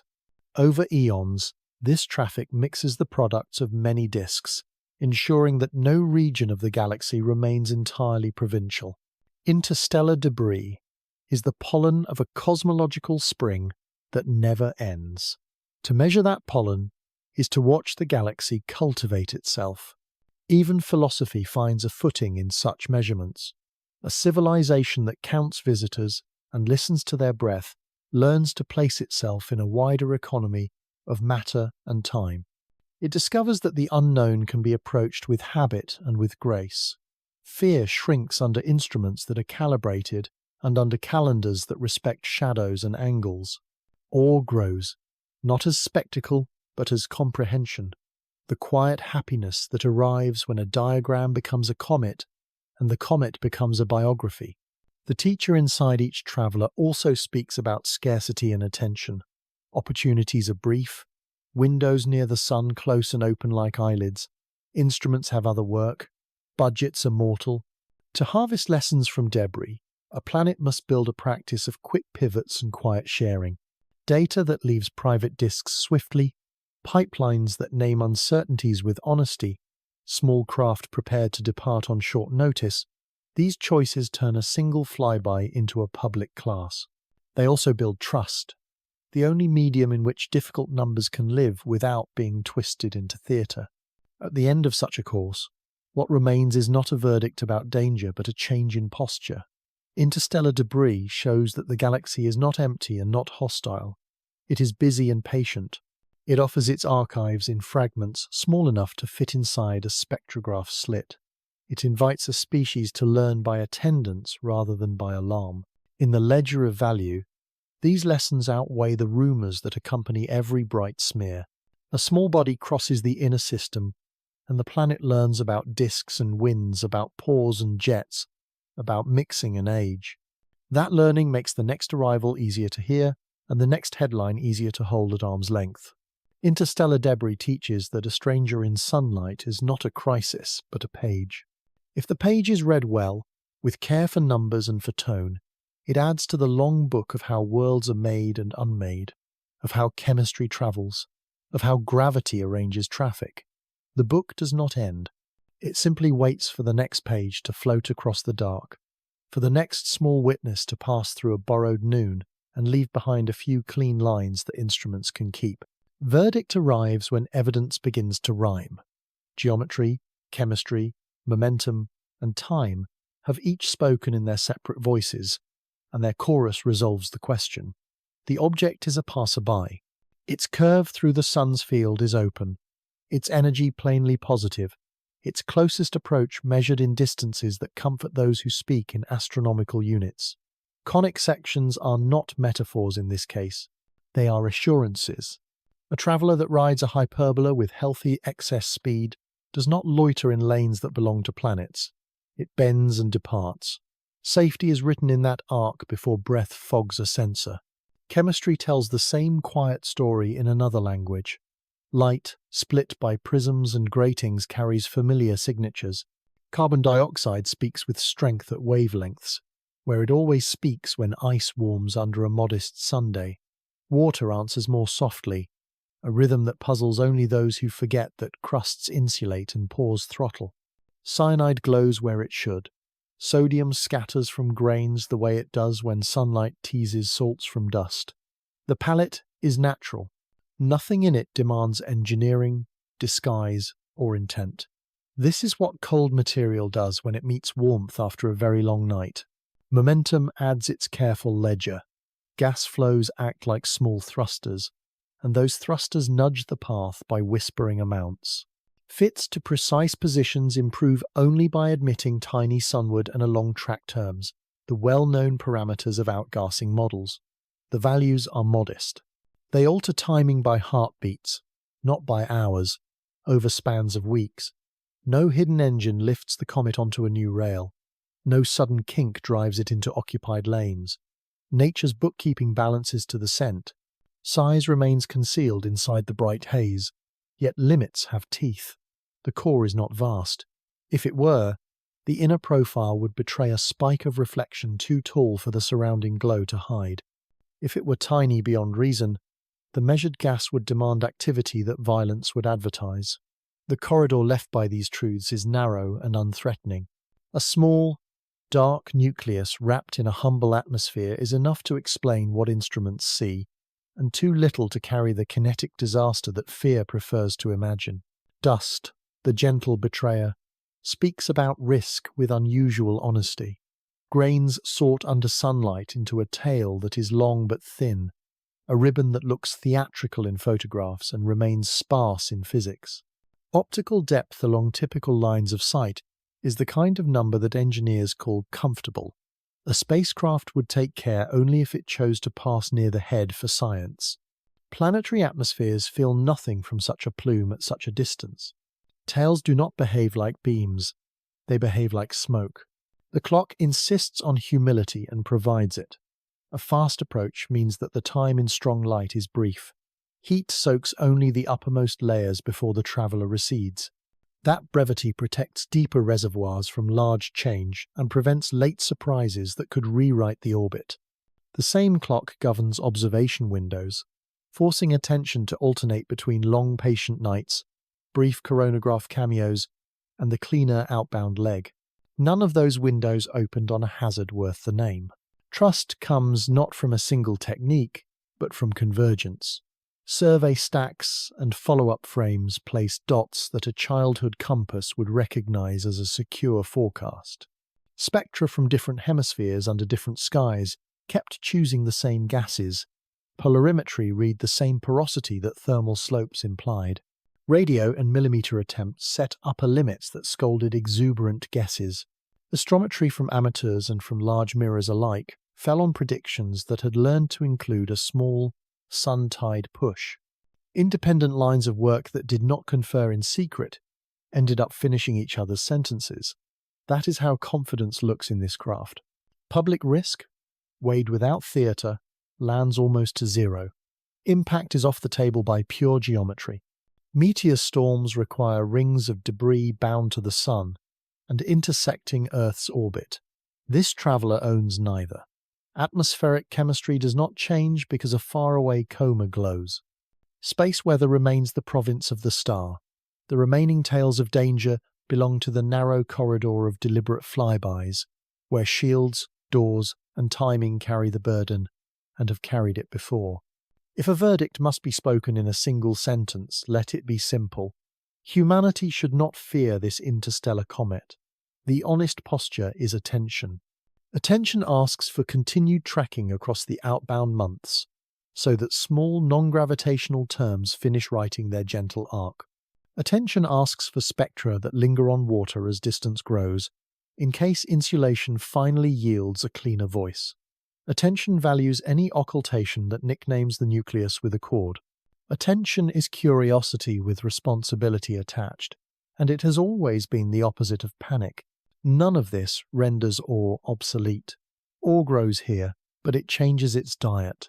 Instead of feeding on spectacle, it feeds on comprehension. It delights in the way a ratio of gases points to a birthplace beyond a carbon dioxide snowline in another disk. It lingers over polarization curves that reveal grains grown as delicate scaffolds. It finds meaning in a velocity that matches older populations in the galaxy, suggesting a witness from epochs that outdate oceans. All ripens into gratitude that a small world can carry so much story without ever asking for fear. The mind might still ask what such a verdict obliges a society to do. The answer is practical and general. Keep surveys awake. Build cadence that does not blink when weather and budgets do. Sharpen pipelines so that moving points rise from noise to notice in hours. Store a modest interceptor where escape is cheap, so that one day an ambush flyby turns a guess into a measurement of isotopes and grains. Teach the public how to read a cone of uncertainty and a timeline of elongation, so that rumor finds fewer hosts. Treat planetary defense as infrastructure aimed at real, returning hazards, not as a theater prop for harmless visitors. These choices are readiness without drama, and they serve many futures at once. What remains is a closing image. A dark nucleus breathes a little carbon into new light, draws a pale fan behind it, and keeps its course. Instruments follow. Files grow in quiet databases. Plots shade their uncertainties until the remaining corridor is a ribbon that points outward. Oceans continue their tides. Cities continue their hours. The sky remembers how to be large without being loud. A visitor passes and leaves a lesson instead of a wound. Verdict then: curiosity over alarm, patience over rumor, measurement over myth. The object is a messenger, not a siege. The numbers have spoken with consistency that deserves respect. Fear can be dismissed, not because courage demands it, but because evidence allows it. The more the planet practices listening in this key, the easier it will be to hear both wonder and warning the next time something bright appears by chance on a frame. Listening is a craft that begins before sound. It begins with posture. A planet that wishes to hear what arrives from the dark must arrange its tools, its patience, and its breath. It must accept that the sky speaks softly and at inconvenient hours. It must also accept that quiet is not empty. In quiet there are ratios and glimmers, slopes and delays, nudges too small to name without long calendars and disciplined mirrors. Fear has little use here. Fear wants answers at once. Listening prefers the long arc. The choice to listen is not sentimental. It is practical. A civilization that listens well learns to separate spectacle from signal. It learns that a tale is brightness on dust, not a blade. It learns that a pale head around a hidden core is the ordinary weather of ice under sunlight. It learns that trajectories can be read like careful handwriting, and that handwriting can be trusted when many hands trace it. That trust is not blind. It is earned by instruments that agree when they should, and disagree only where the unknown remains honestly drawn. Listening has an ethics. It refuses to hoard. Data that sit on private drives cannot become shared understanding. When files move to open archives, when timestamps and filters and apertures travel with them, listening becomes a public act. The public then learns to read as well as to watch. Plots stop being decorations and become windows, and through those windows, strangers become witnesses. A visitor from another star does not need a choir of panic. It needs a chorus of careful eyes. Listening has a rhythm that reaches beyond astronomy. It touches classrooms where students learn that numbers do not shout. It touches journalism that resists heat and chooses clarity. It touches agencies that write plans in advance, so that real hazards are met with real tools instead of borrowed theatre. It touches makers who keep small spacecraft on the shelf like raincoats near a door, ready to step into weather that will not wait for budgets to thaw. In that rhythm, readiness wears a calm face. Listening is also an art of scale. Some truths live in the trivial, a tenth of a magnitude across 3 dawns, a shift of a few arcseconds against a field of dim stars, a faint line in the infrared where carbon carries its quiet proof. Other truths live in the grand, an open orbit that refuses to close, a speed that declares departure long before the nearest planet has time to care. The art is to hold both scales in the same mind without losing either, to keep the cosmic and the granular in honest company. The habit of listening changes what awe eats. Awe begins the journey by craving spectacle and ends it by savouring structure. It delights in a ratio between 2 molecules, in a polarization curve that hints at snowflake scaffolds in dust, in the way a small sunward push reveals a vent on a spinning stone. Awe becomes a student of small differences. It discovers that each difference is a path back to a nursery around another sun, to a moving snow line, to a disk that breathed in ways this one did not. Awe grows up. Listening steadies the hand that builds defences. It is a mistake to confuse calm with indifference. A species that listens well equips surveys to find real threats, not phantoms. It trains networks to verify new movers with care. It practices the arithmetic of small pushes years in advance. In such a posture, a quiet comet passing at a respectful distance is not an alarm that drains the battery. It is a rehearsal that improves the muscle memory required when an object ever truly insists on attention that carries consequence. Listening dares to love nuance. It can hold 2 models for a spectrum in the same room and invite them to argue without turning the argument into a war. It knows that daughters in light do not always reveal their parents directly. It knows that a crust can masquerade as scarcity and that plumbing can masquerade as chemistry. It teaches patience that does not wander into laziness. It keeps its pencil sharp for the moment when a new line appears and the ledger must change. Listening remembers lineage.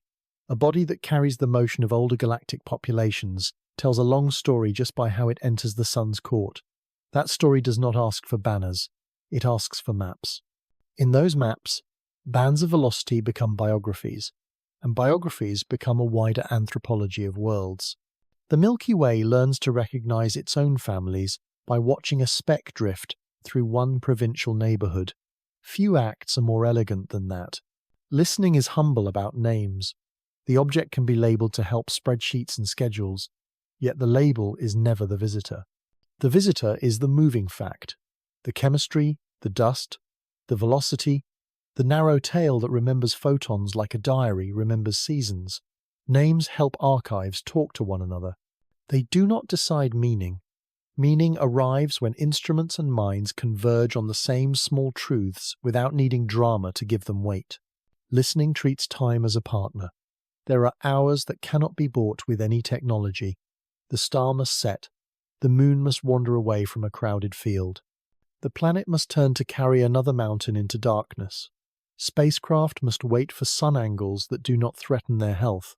In that waiting, impatience withers. Curiosity does not. Curiosity spends the wait, drawing better plans for the next window. It sharpens the definitions of success so that the first clear night is used like a gift instead of like a rumour. Listening grants a kind of citizenship. The species discovers that it belongs to a river larger than any of its local weather. Small bodies cross that river with letters in their pockets, letters written in ice and dust. The job is not to seize the messenger. The job is to read.